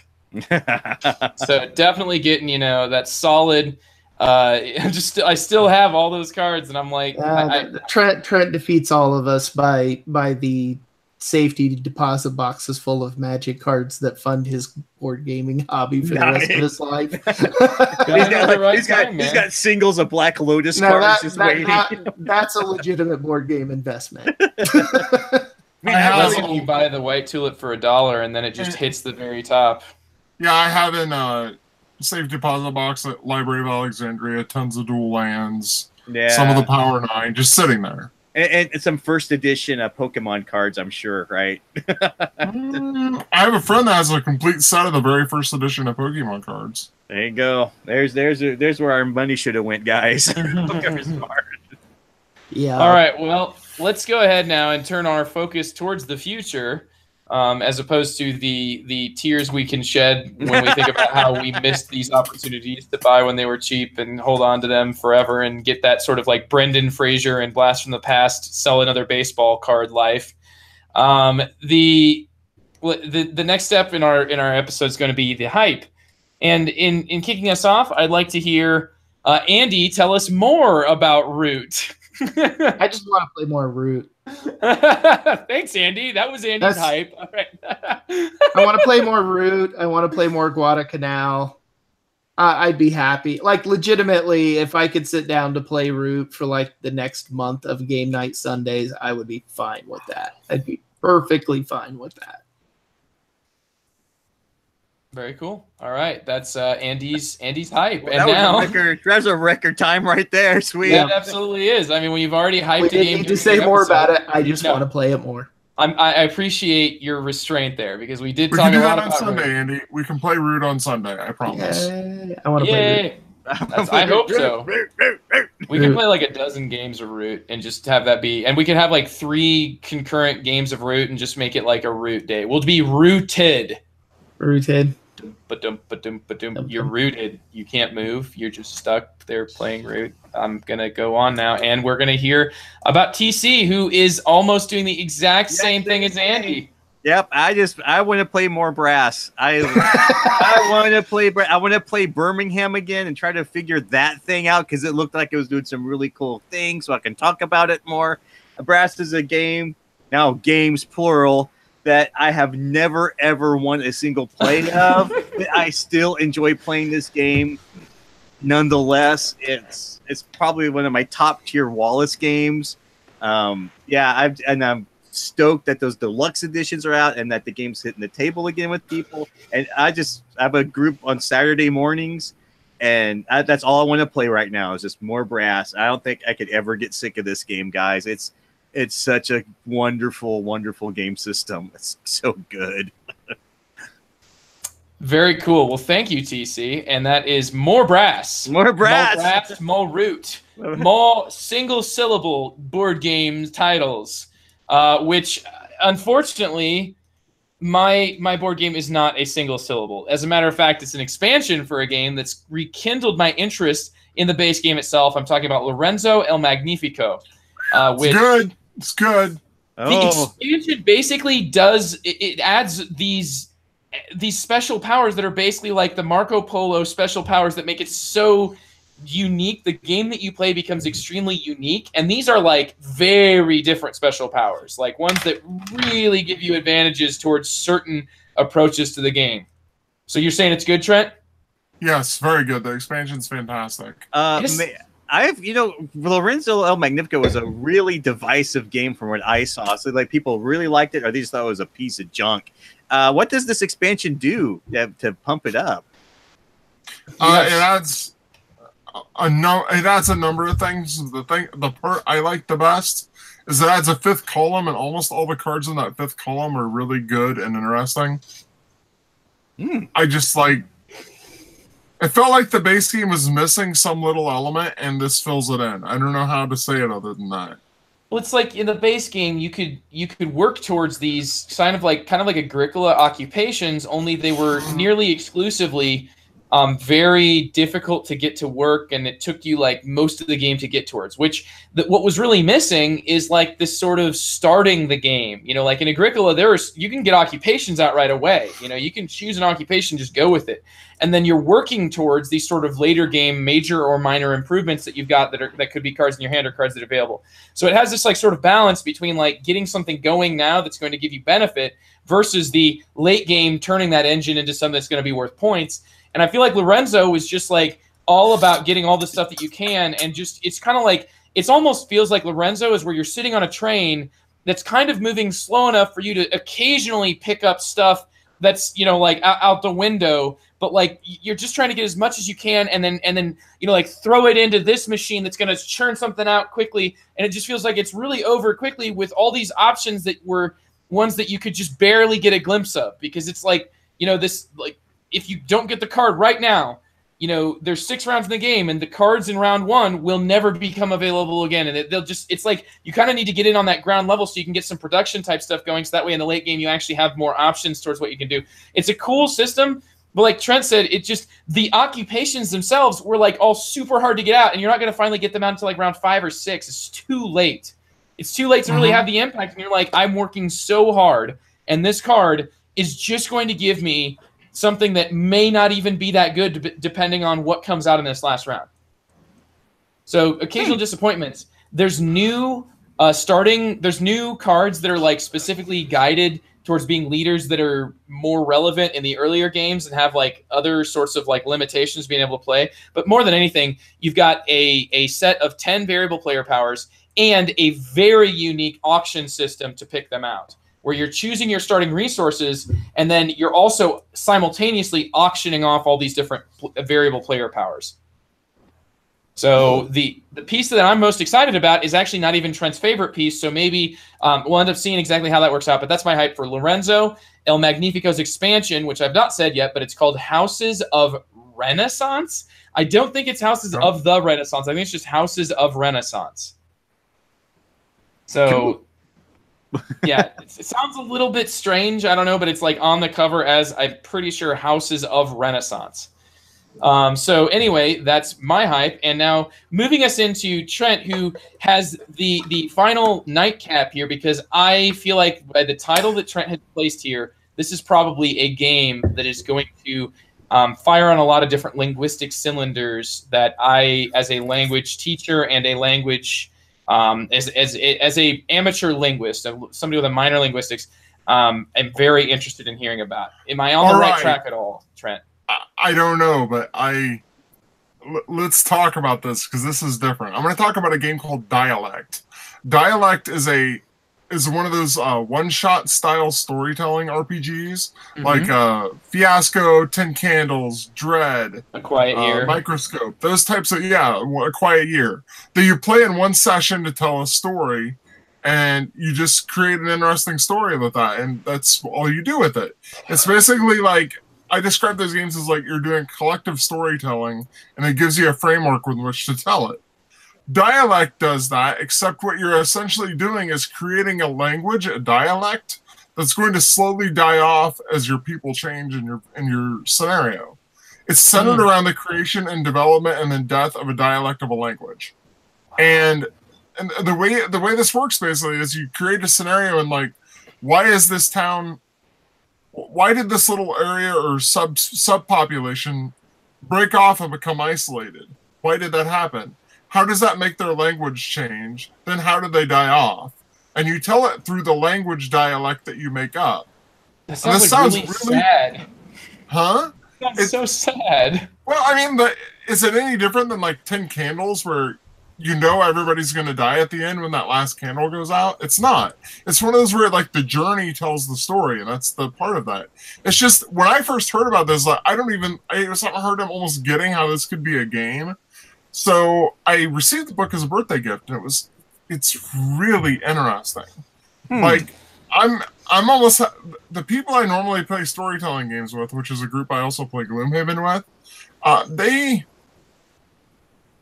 not sure they're. I think this might be a bridge too far, for lack of a better way of putting it. I think it's too far from a game for them.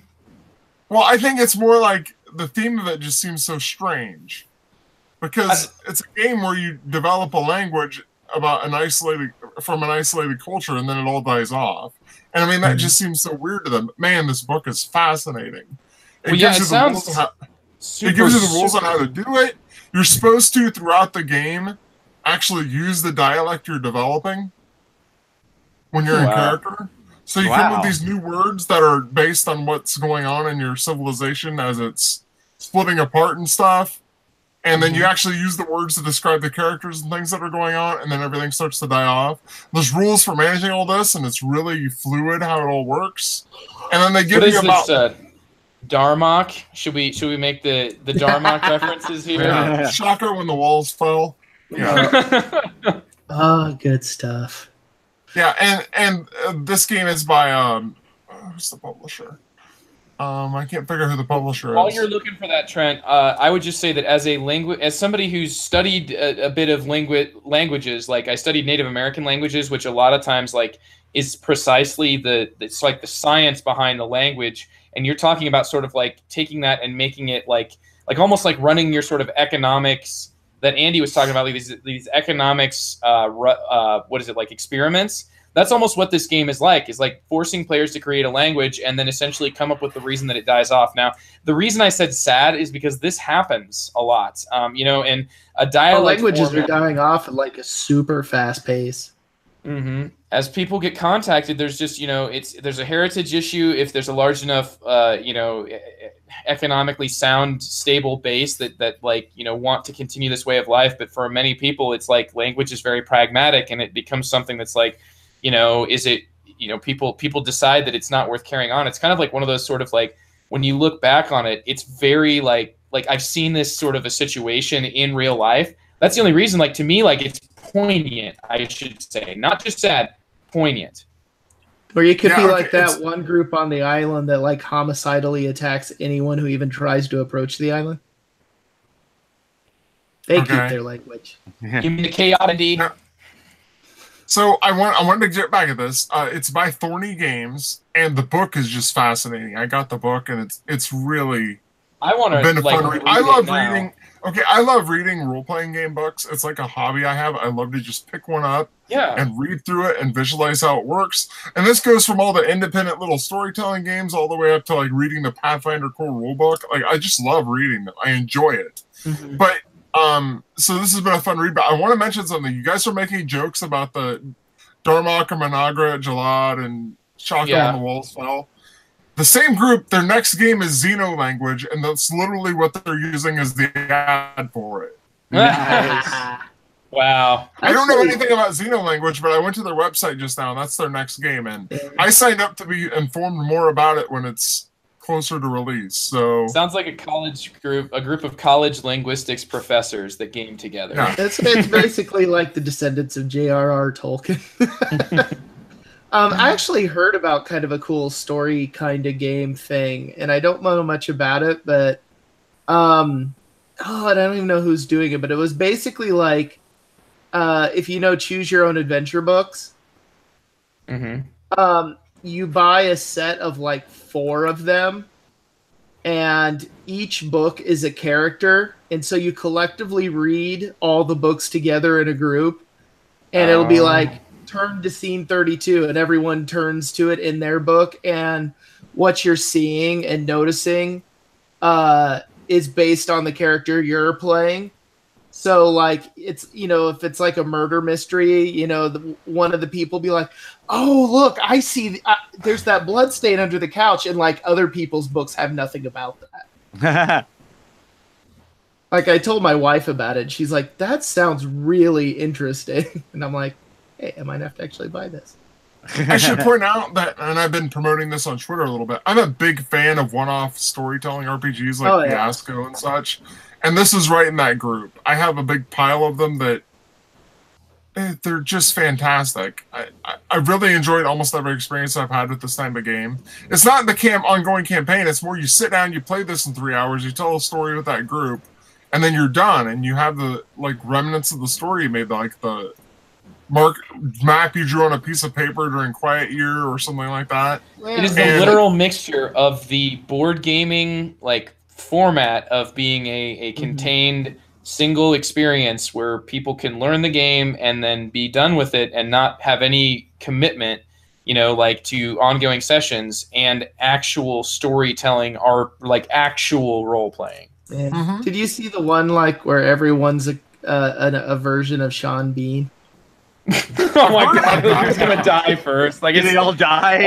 No, they do. Like, yeah, like, and it's basically you pick characters based on his movies. So it's like, I'm Police Bean, I'm Fantasy Warrior Bean. But no, like, I don't know if I would enjoy playing them or not, but it is fascinating to see because these like one-off RPGs have really been evolving in crazy ways the last few years. Like, just the idea, I find like Dread to be fascinating. The Jenga blocked pulling method is a way to build tension in a horror game. That's just kind of cool. It's like a meta strategy. Yeah, very cool integration there. So, well, guys, that brings us here to the end. I'm talking, of course, to my host right now, and to you listeners, thank you very much for joining us to this episode of The Good, the Board, and the Ugly. I'm your host, Joe Son. I've been joined by Andrew Dennison, TC Reed, Trent Ham. Yo, yo, yo. Yo, yo, yo. Yo, yo, yo. And wishing you all a great week of gaming, and we'll see you next week on The Good, the Board, and the Ugly.